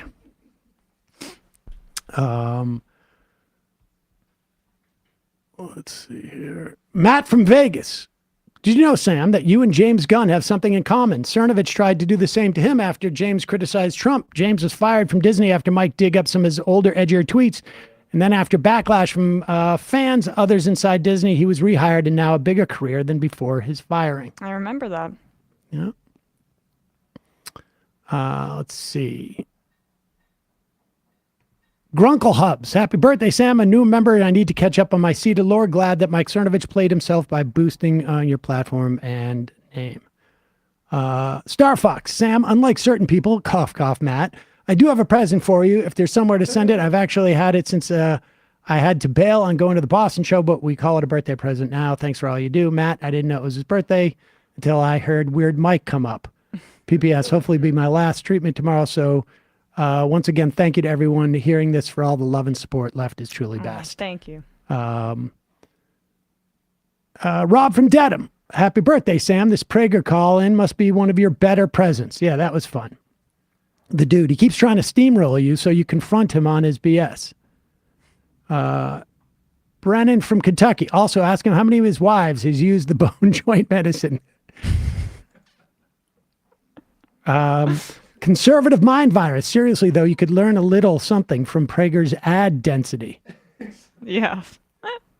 That was impressive. A lot of ads. Tomo Flink. Happy Newsday Tuesday, folks. Happy birthday, Sam. Here in Britain, Boris Johnson to become a host on GB News. While Britain's foreign policy is being handed by someone who is now formally referred to as the Right Honourable the Lord Cameron of Chipping Norton. I've been to Chipping Norton. Holy cow. Yes, really. Also, Emma, you really already gave Sam a present in the form of those cashews mysteriously vanished while you were out. Yeah, that was weird. They must have fallen on the floor. Worcester Guy, Worcester Bree. Hello from Worcester. Subscribed last week. I've been listening ever since your interview on Marin's WTF pod years ago. I even convinced members of my MMA gym to become listeners. Not all MMM guys have bird brains. Excellent. I'm going back for my 40th high school reunion in January. Oof. And it's going to be in the cafeteria of the school because they're closing the school. They built a new one. Coach McGurk. Yeah, it's scary. You guys should read the letter Philip K. Dick wrote about Israel in 81 after they bombed the Osiris nuclear reactor in Iraq. He breaks down the Israeli propaganda in a really insightful way. It's a good read. He also published an article entitled Nazism in the High Castle, where he devoted quite a bit of the article to discussing Zionism, which he equates with Nazism, and explicitly references the expulsion of Palestinians from their land. This last part was in 1964, 3 years before the Six-Day War. Philip K. Dick was very outspoken against nationalism. His writing reflects that. Also, happy birthday, Sam. Thank you. All right, 3 more. Texas leftists. I see the Texas on that left reckoning hat just ordered. Fort Worth, Texas just approved a $3.5 million settlement for Athiana Jefferson's nephew who witnessed police murder her. Oy. Anecdotally, Biden won Tarrant County here in Texas by a razor-thin margin. But when I talk to my community members who voted for him in 2020, I see a lot of apprehension and demotivation from progressives and anti-Trump Republicans who are disgusted by what's happening in Palestine and the seeming cognitive decline from Biden. I don't think Democrats realize how tired people are of being ruled by ignorant octogenarians. Yes, I mean, I agree with that. I think they're betting on the fact that there's going to be 2 octogenarians running against each other. And one of them has like 90 plus charges against him. Yeah. Right. Speaking of charges, I just want to update. Brown University dropped all charges against the 20 students arrested as the Jews for Ceasefire Now sit-in on November 8th. So that's good news. Good job. Congressional baseball fan, welcome back to the Majority Report. You've been listening to the Just Coffee, Henson Shaving, Nuts.com, Liquid IV Majority Report. Did you hear about the problems with apple harvest this year? Many smaller farms couldn't find buyers and left apples on the trees. Apparently, Joe Manchin was somehow involved in funding the harvest of some apples in West Virginia to donate to food insecurity charities.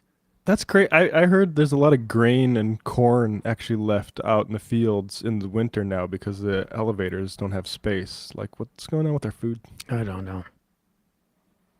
Rethinking my earlier request for a regular random Prager segment. Dude's ad breaks are unbearably long. Says really cool. All right, 2 more. Member of the muscular class. Jesus Christ, Prager is boring as hell. Oh my gosh.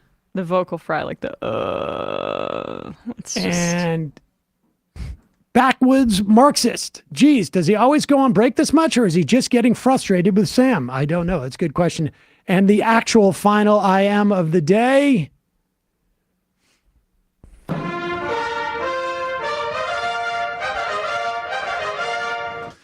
Happy birthday, Sam. In 2019, my partner and I, says Katie is a Hugo fan, went to a nearby university that was hosting a speaking event that Dennis was featured in. We couldn't help ourselves and had to troll. My partner asked him his thoughts on Putin, and he immediately pivoted to Iran bad. When someone challenges his bubble, he spontaneously combusts. Bradley, Matt, Emma, great job today. Folks, see you tomorrow. It might take all the strength I got to get to where I want, but I know somehow I'm gonna get there. I wasn't looking when I just got caught between the truth and the light bar. But finding out won't make me feel any better. Yeah, I know the clock is ticking, but the meds are gonna kick in, and my pilot light's shining bright. I guess somewhere the choice was made for the option where you don't get paid, for the road that bends before it finally breaks you. I guess somehow I lost my drive